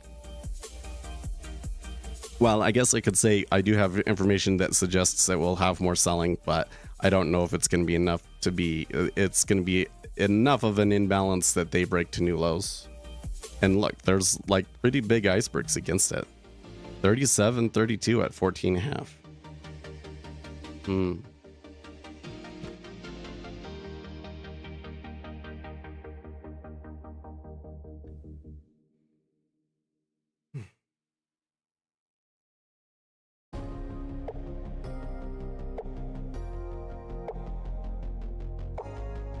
I think my head may have drained because I'm not getting as much of blockage in my back of my nose.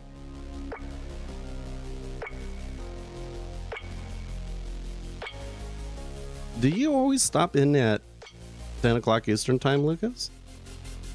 Seems like this is usually around the time that you come in. But maybe that's because you like already took your trades or something.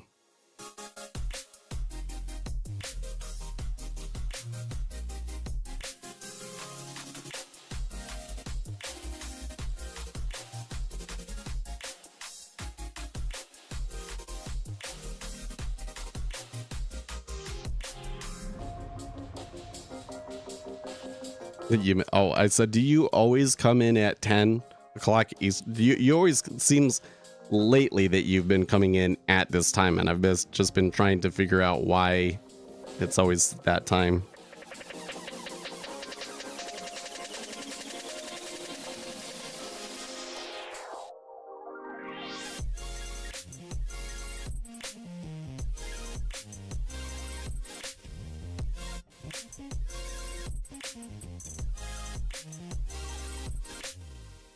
Yeah, okay. So it probably is like you had already traded. Or you're not trading for whatever reason.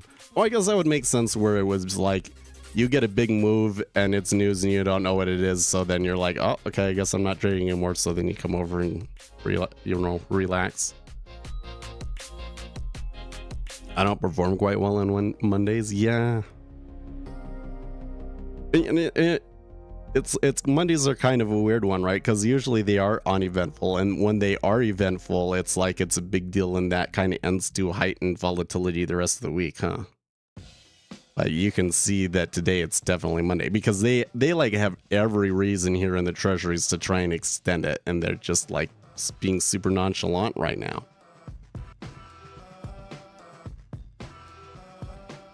You're waiting for the video? Well, I've been sick. I still don't sound very good, but I do have something written up, and I'm going to continue refining that script over the week. So hopefully next week I'll have it for you.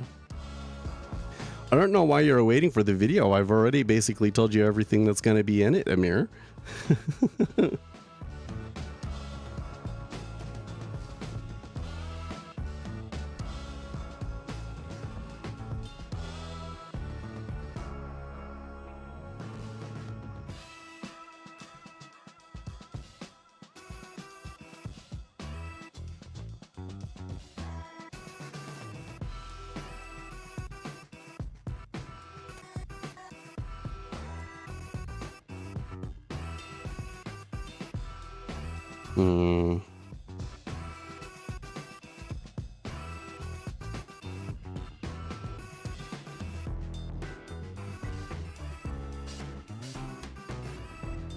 I mean, with as much time as I've put off on doing this video, it better end up being really good, huh?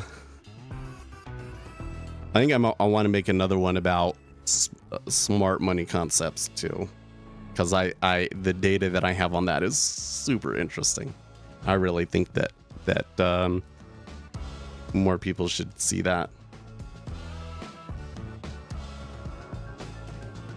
Tons of people took vacation this month. I don't know, but I mean, activity just died down in May. Yeah.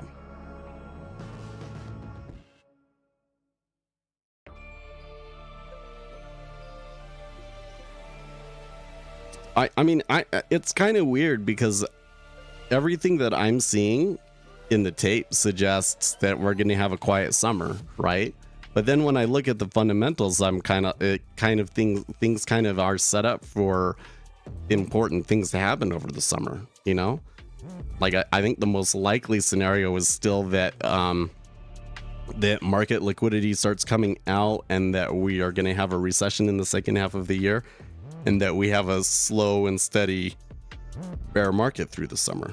That would probably be significant and lead to some more volatility, right? Kind of contradict some of what we're seeing in the tape.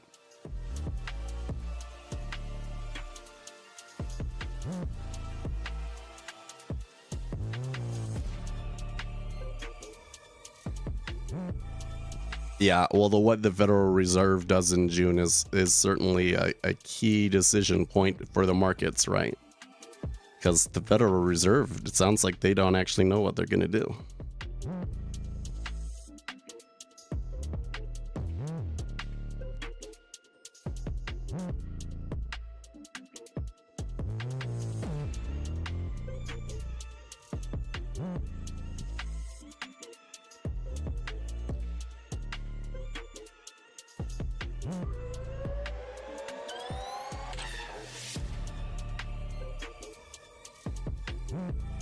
You know, Bostic coming in today and saying, oh, I think we could do 50 basis points more of hikes. I would say that is actually a significant statement, but I think that the market has learned to discount whatever Bostic says because he's clearly more hawkish than everybody else, right?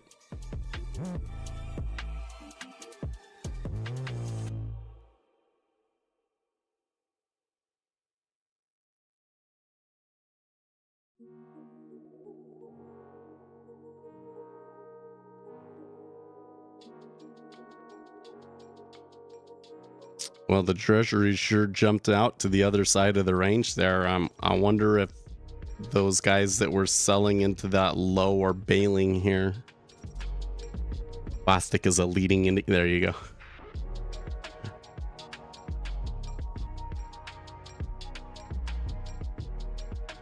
Why are we selling off? Good question. So is the market gonna... Okay. So a breach of 4200 here could be significant, right? Of course, we don't have as much gamma leading us, but what's happening is you're kind of getting the gamma unclenched, so...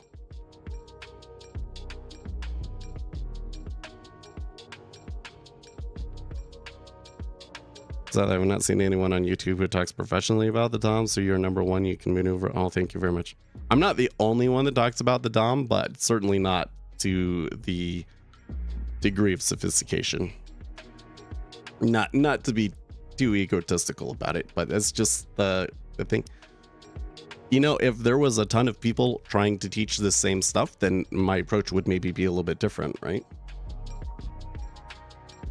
You know, I remember there was you know, when I was doing Unreal Tournament content, and there was another content creator who was making really good videos that were like, you know, like how to get better at the game and basics like that. And I had been thinking about making videos like that because they were needed. And then I was like, oh, well, they're not needed anymore. I can go do something else. And so I did, you know, man,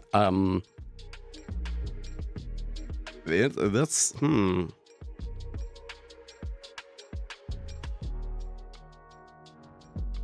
Okay, so when I was watching that, of course I saw it come to the other side of the range, and I thought maybe they're going to go for the highs. And they did. They went for the regular session highs, but I'm just realizing that like 18.5, the open was basically like the spot that you'd be looking for. And like we're already well above that. So this flow that's coming into the treasuries here is incredibly aggressive. And I'm a little flat-footed now. because I'm thinking about flipping around.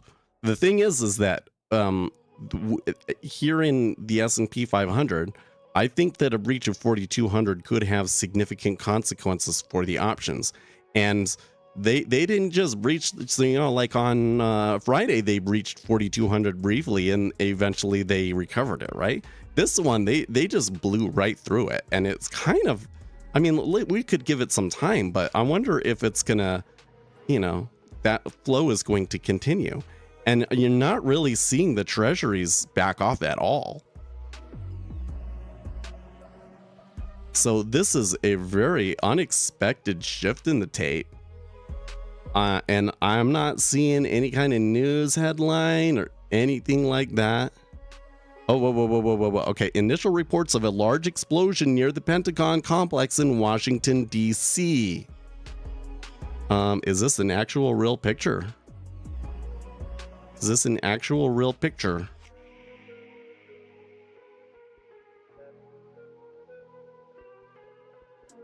I don't know who this guy on Twitter is. Let's look more into him. Okay, Trading Floor Audio is retweeting this guy as well. That must be it. That's got to be what's driving the market here. Okay, so a risk headline has popped up, and then that may be causing the S&P 500 to sell off, and then they broke 4,200, so it ends up being like key thing. Now, though, if that's the headline,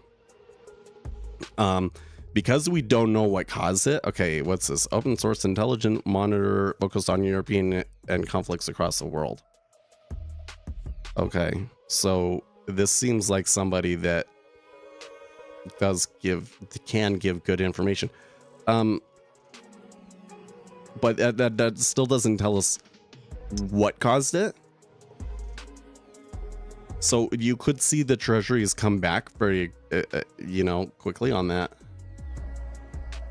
Coincidence is wrong. Oh, well, do the funny thing about that, Uzi, was like when I was looking at this. Okay, so I thought, I even said it there for briefly, didn't I? I think I did say out loud here when I was talking to you guys, like, oh, look, there was a little bit of selling there. And then it looks like that guy that sold maybe bailed. Because look, when you get to where they canceled that out, that looks like, okay, somebody tried to sell it and got burned and puked, and that ended up pushing it higher, right? So that's what I thought it was. But now I do think that it was that headline. Okay, now there's a behavior of the market that I think we're seeing involved here that is really key, right? And that is that market volatility dies down more quickly when we know what the headline is. Now, in this instance, it does seem like as soon as people were realizing what it was, the treasuries backed off, right? But we still don't have a lot of information. You have a large explosion near the Pentagon complex in Washington, D.C. That could just be a genuine accident, right? We don't know. And so I think that we may continue to see some volatility. There could be, in other words, there could be a chance for this to go, like if it turns out to be a terrorist attack or something like that, then we could like jump up again.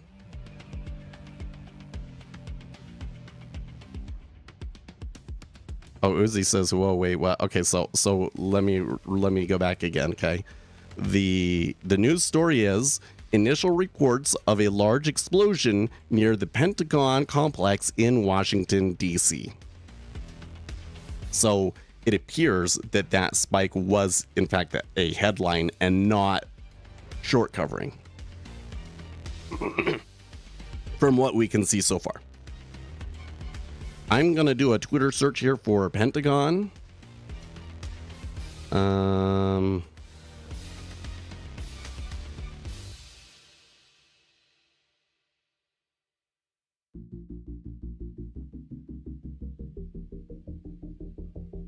Yeah, I'll keep that up and we'll just follow the tweets on this and hopefully we'll get faster information, because it doesn't look to me like the It doesn't look to me like the news outlets have picked up on this one yet. I wonder if that's where 60,000 tons of ammonium nitrate that went... Jeez. That is not the Pentagon in the pic. I am American. That is not in any of our news. This is fake. Yeah, this picture, I'm a little suspicious of this picture. I don't know what this is a picture of or where it came. Actually, hey, you know what? Let's copy this. Copy image. tineye.com.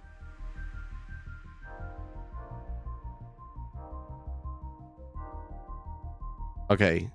TinEye searched over 60.2 billion images, but didn't find any matches for your image. That would suggest that it is indeed actually a new picture. Okay. Financial Juice says the news has been deleted. I have not. Oh, you know what? Oh, what happened? So Financial Juice must have like refreshed and like killed my squawk because I never heard anything from the squawk. It's funny.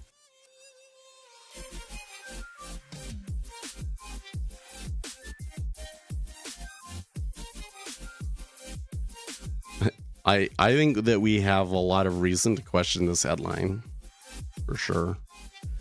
The original tweet for the Pentagon explosion has now been removed from Twitter. Oh, okay. That's this OST Defender one, right? Yep. They deleted it. Probably the user deleted it. Oh, why do I have messages?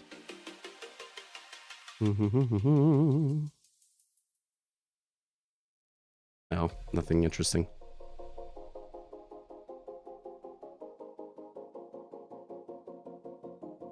Dude, if it was like an AI generated image, that would be like freaking top. That would be a very interesting development in markets. The first AI triggered market, you know. Oh, geez. And look at the treasuries coming all the way back down to the lows. Oh, I haven't seen something like this. I feel like I find myself saying this a lot lately, but man, it's like I haven't seen anything like this in a long time.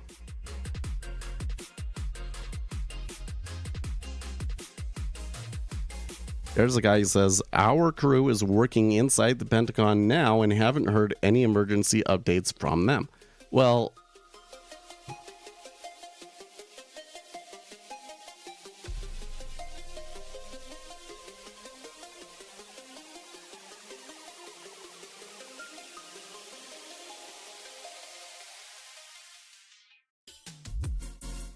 for the time being, I've deleted my post regarding the explosion near the Pentagon in Washington, D.C., even though there are tons of accounts reporting it on there. Seems to be no evidence of it taking place besides one picture and these, quote, initial reports.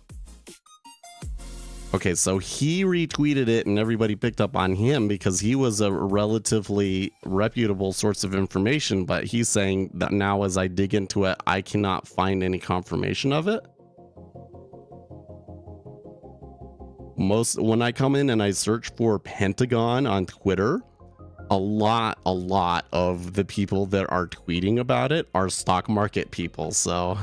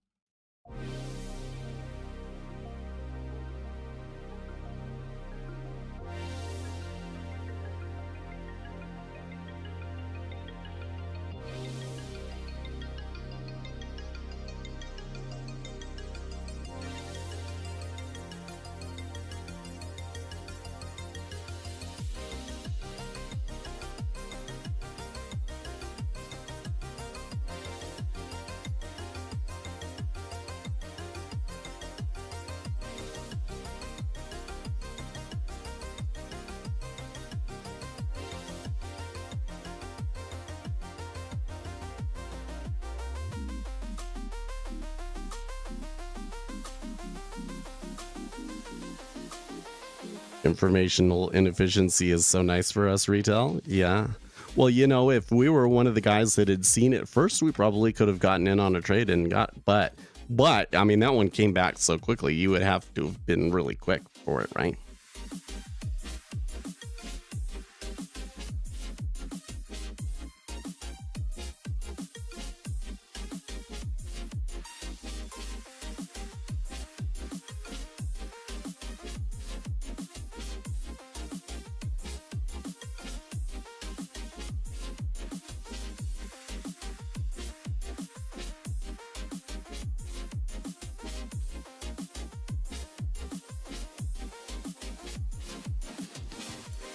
This is so interesting to me because if we have gotten into a world where it's easy to create a market panic like that on Twitter, then it comes into like being able to verify information and quickly verify information becomes a lot more important, doesn't it?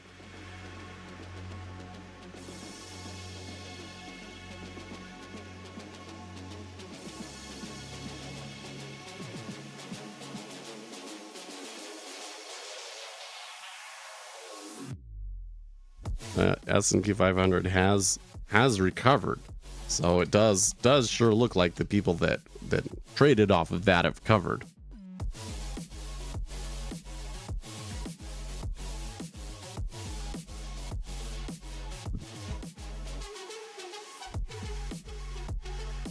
There is no building near the Pentagon that even looks like that building.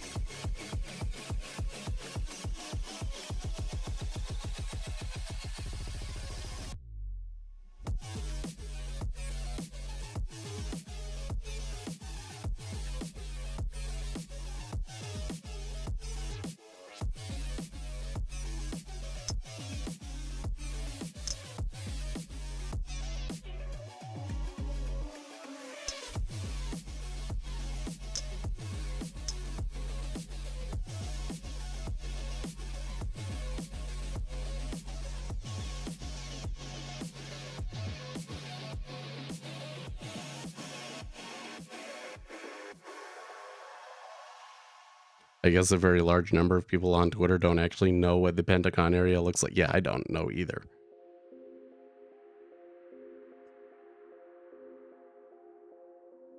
I'm at the Pentagon and that's not here.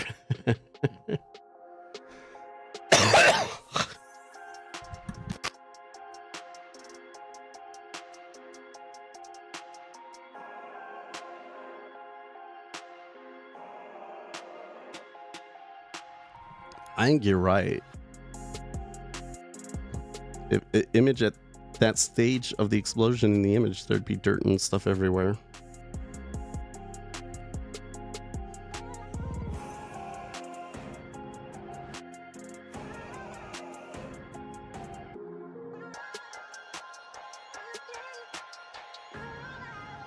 A lot of people are deleting their tweets.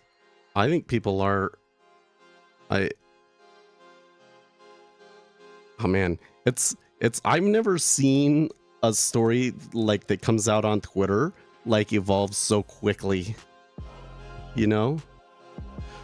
Like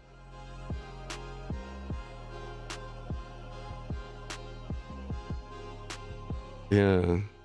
Like usually when you see something come out on Twitter like that, there's like a bunch of people that are, like because people get headlines at different times and stuff. You've got people that are at different spots of the headline.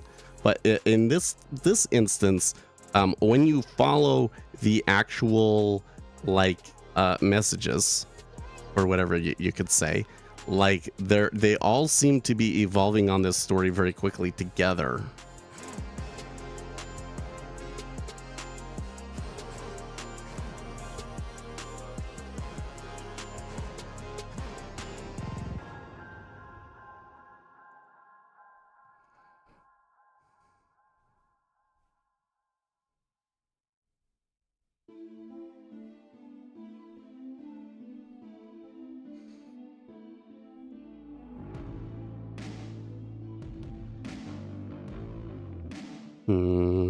And then the other question would be, who were the people that put out the first reports? Okay, Pentagon spokesman says there is no explosion here this morning. From some other man, this is Twitter though. It's like, yeah, but why should I believe you on that either? Okay, but there's a lot of people that are saying that this doesn't look anything like anything close to the Pentagon.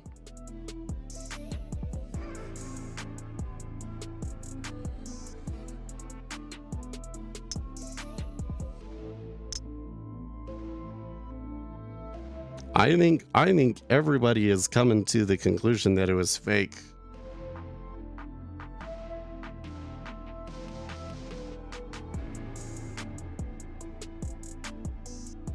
Let's change the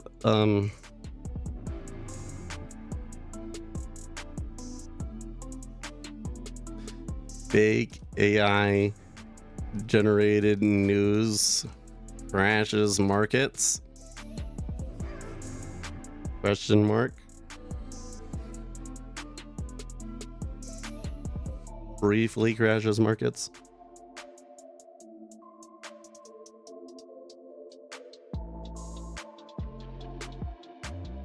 The music goes well with the news.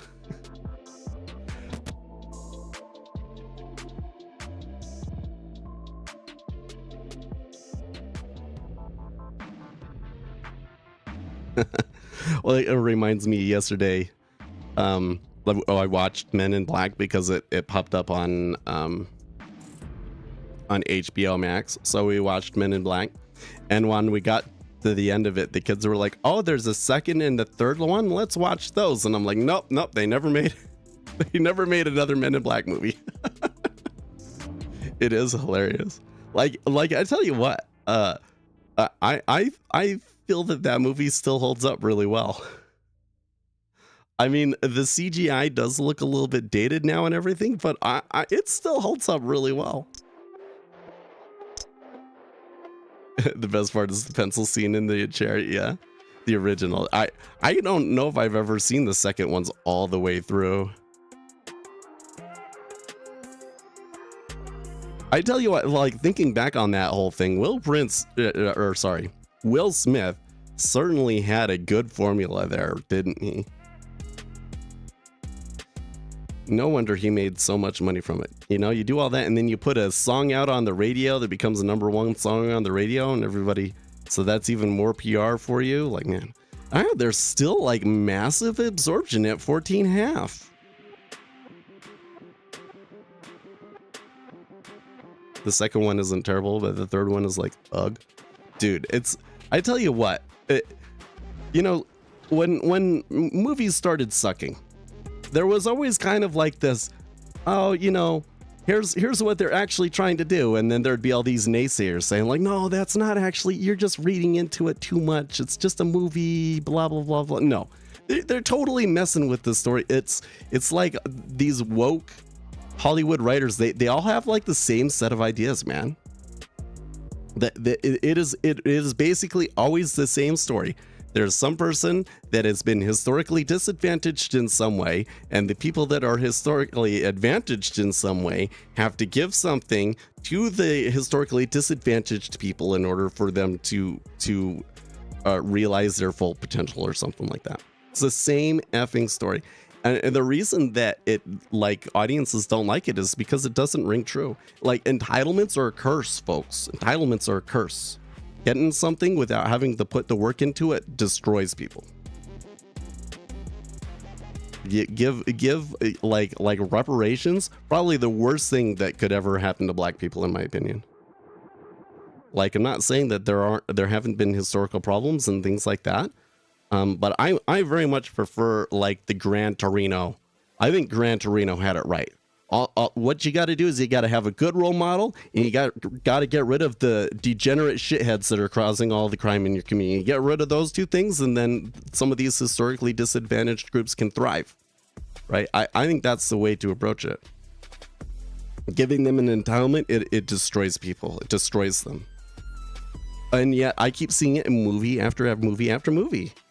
So the one that I watched yesterday was Toy Story 4. Oh my gosh.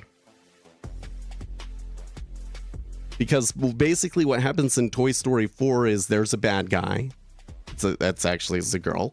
And she was born with a defective voice box. And so in the end, Woody gives her his voice box that's good so that she can work properly. And then because of that, she finds her kid.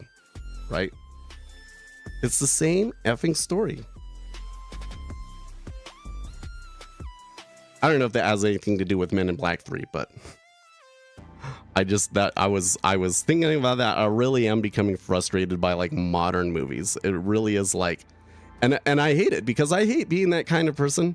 Yeah. So like at the end of it, if you were to pull, I don't think they ever showed it, but basically like the end part of whatever is playing kind of goes, blah, blah, blah, so it doesn't work properly anymore. Yeah. So Woody now has a defective string pull in Toy Story 4. It really is kind of like when you watch it, it is kind of like, okay, so why do we need a Toy Story 4? Because Toy Story 3 ending was great. Okay.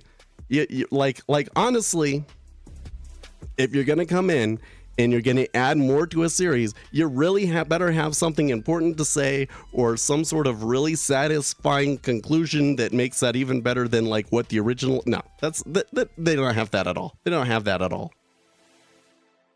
Yeah, maybe in Toy Story 5 when he becomes the villain. That'd be funny.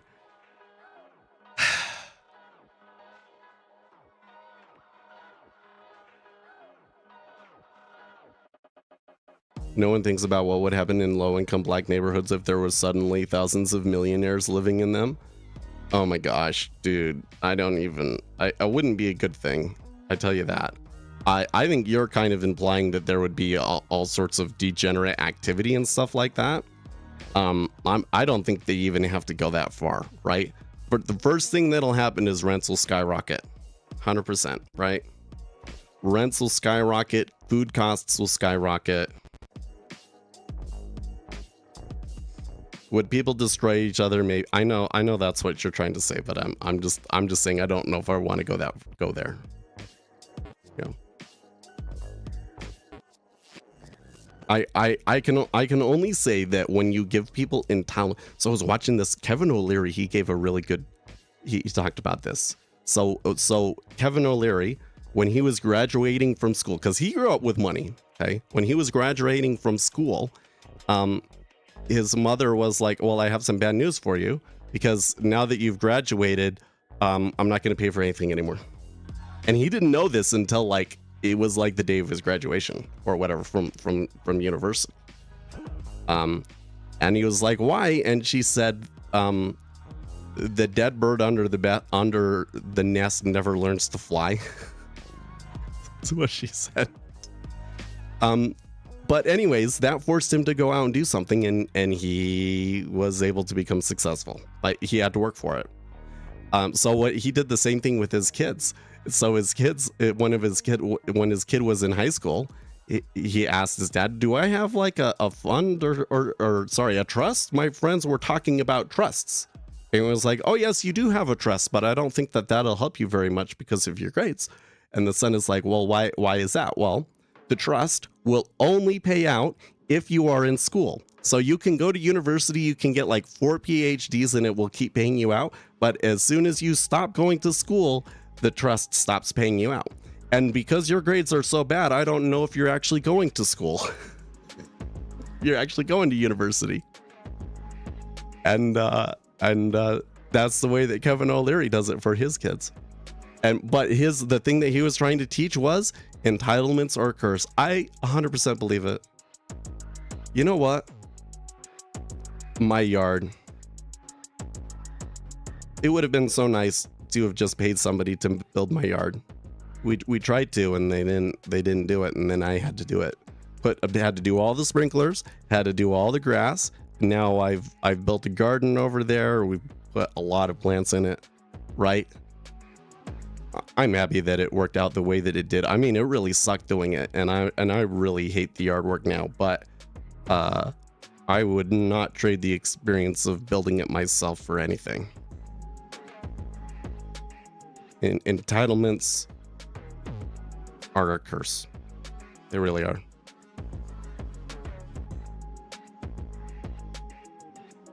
I was talking to a friend, and they're kind of doing trying to empower people through financial education sort of content, right? And some people were saying, well, like, is this person really like knowledgeable, like have the experience to be able to be on social media and giving this kind of content? And my feeling on that one was like, if they had worked at a large bank and had been really successful on a large bank, or you know, had been born into wealth and had, I mean, they have money now, but it was they're single, so you know, you have a ton of money, you're making good money, and you're single, you can live quite well, right? You can save it all up and then you can just retire. But if things had been different, they had come into the money through like the markets or, you know, something like that, it wouldn't have been the same thing. Like they wouldn't have the experience necessary to help regular people, right? Because you just become so disconnected from the average person, you know? Like if I had in the first 2 years of me trading, you know, hit it big and become a millionaire and stuff, I don't think that I would be able to help retail traders very well, you know? I wouldn't have the experience that they've had, and I wouldn't have the perspective, you know, to help them. I think that some of these people, like the successful trader, is in some respects the worst person to help you. You know, I mean, if they had to struggle for years and years and years, then that's a different thing. But like, especially this guy that they just come out and they hit it right away. Don't listen to those guys.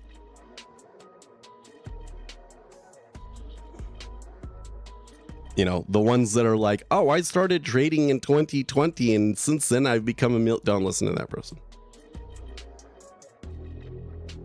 Because you would see the rest of us. Well, I don't think it's because they see the rest of people. I mean, that does happen, right?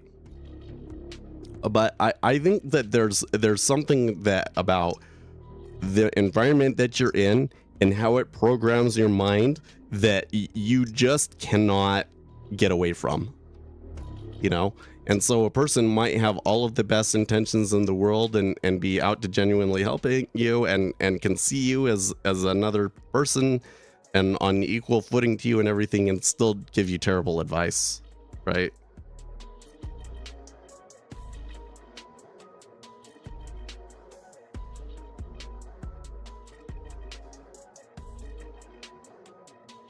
In the end, Brandon will blame the MAGA Republicans for the failed debt talks and will result in the biggest financial disaster ever, in my opinion. That could. Oh, Bow. I'm sorry, I didn't see your comment. Is the Pentagon news true? From everything that I can see, the story is probably false.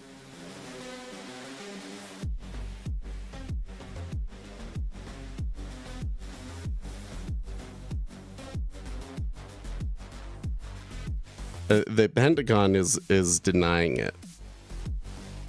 They're saying like, we're here at the Pentagon and when we look out we don't see any smoke anywhere. So people's theory right now is that it was an AI generated image.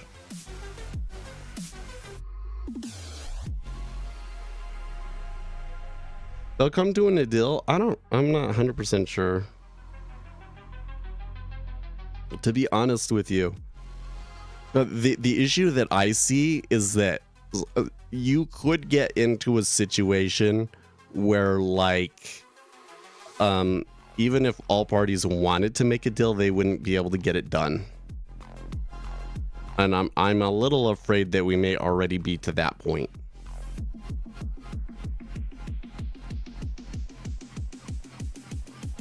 This is what happens when you give millions of people ChatGPT, right?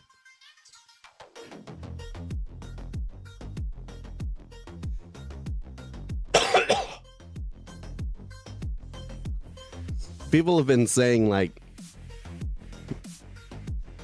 well, let me think about this for a second.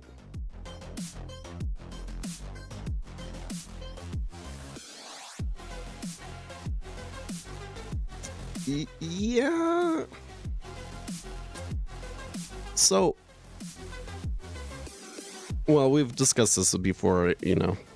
I've discussed why there's a couple of things about this debt ceiling limit that I think make things a little bit different. I think that the Republicans are extremely unlikely to back down without having getting something from it.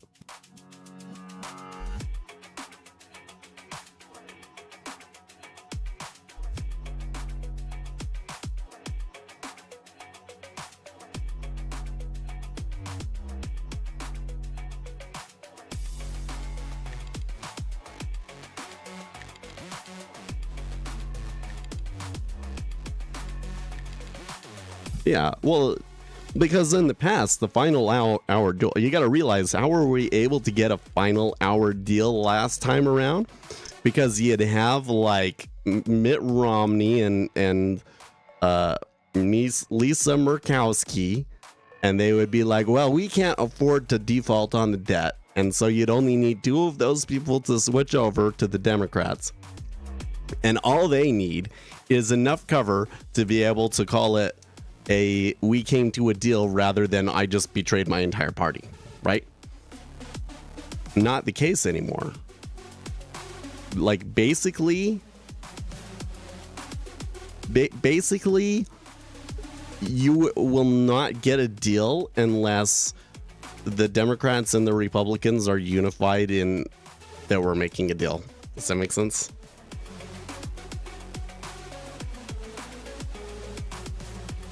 What is it that Obama said? Never underestimate Joe Biden's ability to screw things up.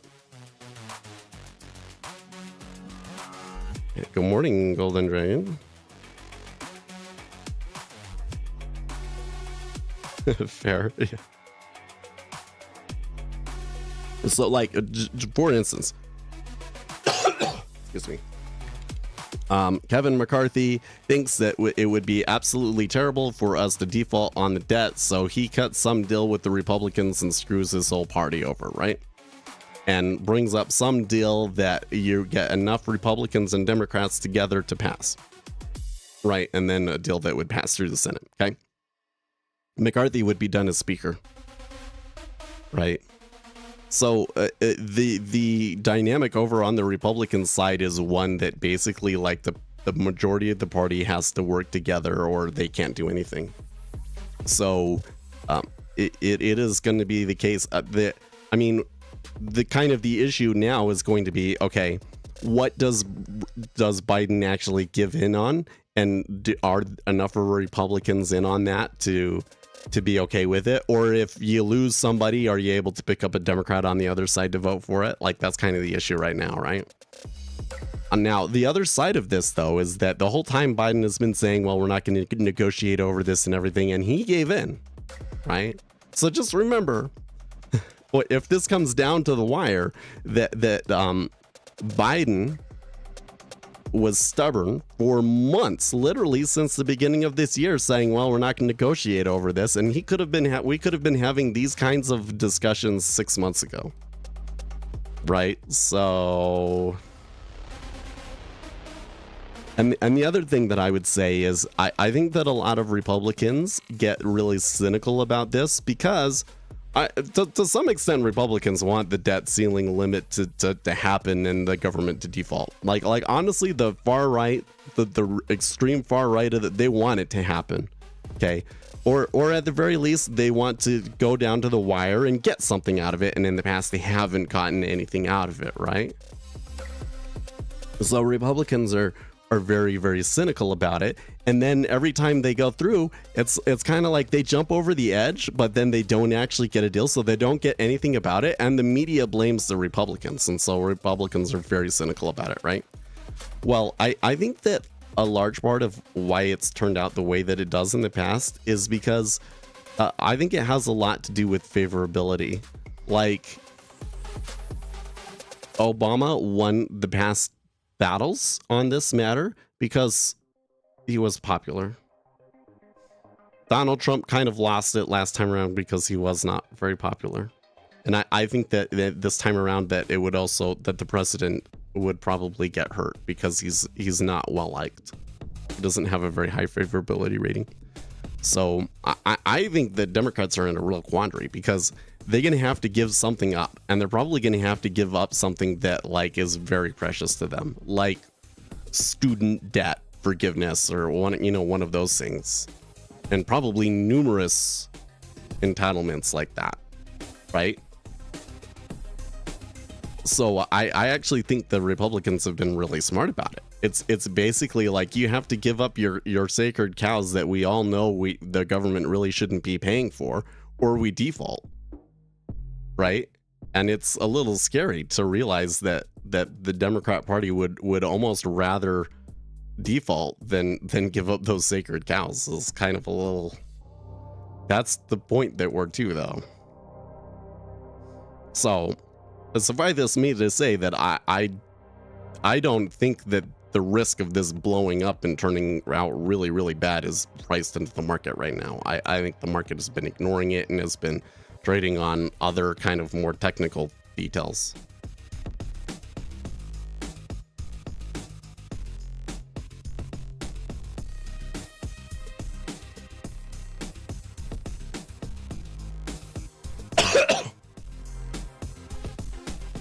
Question is, will there be a sale on good news? If they get a deal, then market probably buys. Market probably buys.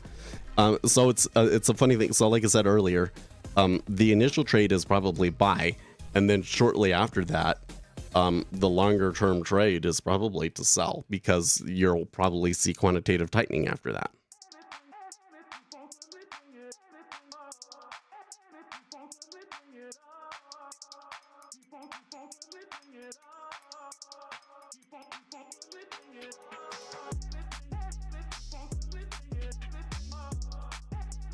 Okay, so I was gonna say something about this AI generated art thing. We only got like 5 minutes left, so I kind of want to talk about it because I think it's important.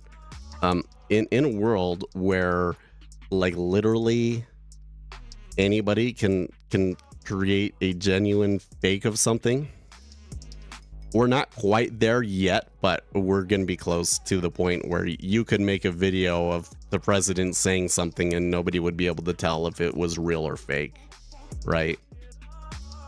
What do you do in that world? Well, in that world, reputation matters a lot, right? If you are a primary source, that matters a lot. And if you are a source that is reputable about only having shared information that is truly confirmed through primary sources, then that matters a lot, right? Because right now we live in a world where like half of journalism is done just from people repeating what other people say on Twitter and not verifying anything at all, right? Well, right. But this is also kind of a scary thing, because this comes back to like the social credit score and everything. Like some degree of a social credit score is unavoidable because the algorithms need some way to measure how reputable an account is and whether or not it should incorporate the information that it's getting into its models, right? So in some form or another, there are going to be algorithms out there that are scoring your content. It's just, it's inevitable. It's probably already happening, right? And that is kind of a scary world to me. But it kind of also seems like there's no other way for it to go. So remember that. Being able to to really verify information is going to become a more and more important part of what we do.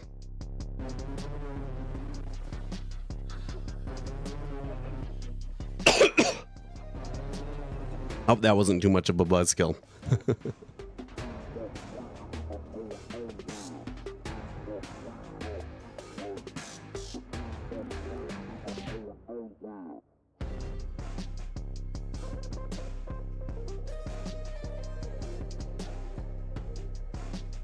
I think that that's one of the reasons why Twitter remodels is so great, because you can like whatever you don't believe to be true that others can join in, along with many other things that I'm aware of. Well, so Twitter does have this feature. I think you're talking about this feature where like if somebody, like the president, says something that you believe is inaccurate, you can correct it, and then the users can discuss and or vote on that, and if it reaches a certain threshold, then it gets displayed as like a community generated fact check. I think that the community generated fact check thing could probably be a good thing, but you know, that's like the problem that I see continually in the social media is that you can fact check things, and that's great, but by the time you're able to fact check it, the damage is already done, you know? People seem to react on the initial headline without thinking or verifying. And by the time, you know, the Democrat Party is man, expert. Well, not just the Democrat Party, I would say the US Foreign Policy Intelligence Agency complex has figured this out and used it to their advantage, right?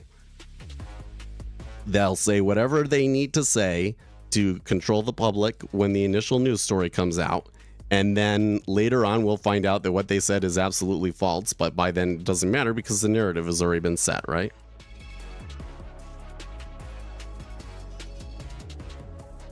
Like for instance, it has been reported from, I would say, relatively reputable sources, a quite detailed account that I would say is either true or a piece of foreign intelligence disinformation, like the Russians made it up sort of a thing. But it has been reported that the United States blew up the Nord Stream pipeline, and that Biden had been planning on doing it from the very beginning.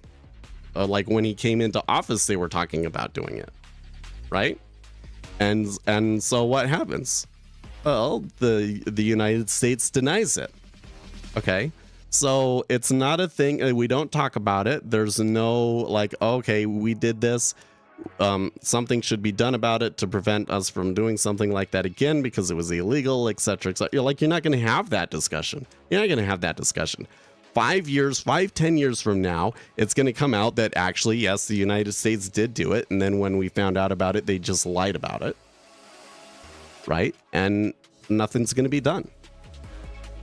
Right? And things of this nature occur like every day.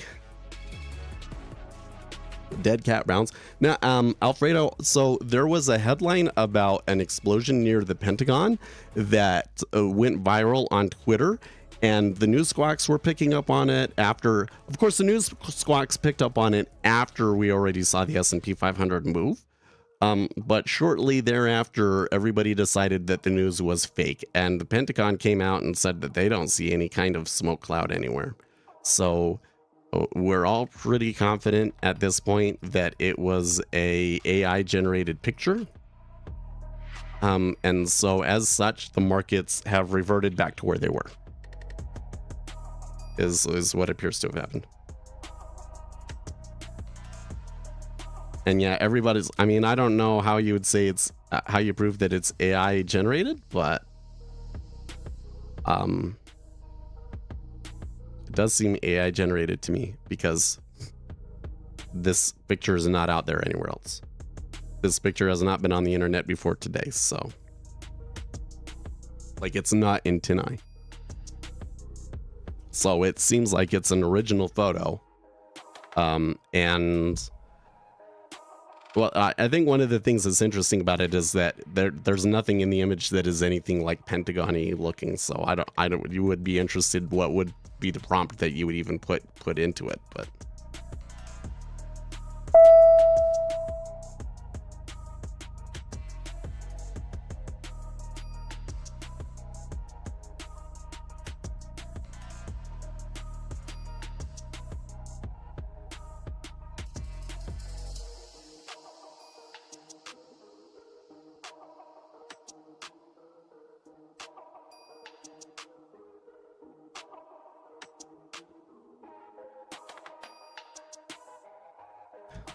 So we are expecting to get some Fed speakers at the top of the hour, but from what I'm hearing from the news squawk right now, it's not likely to have a ton of discussion about monetary policy. Apparently it's more about technology. So I don't we got like 3 Fed speakers speaking here. It could be something, but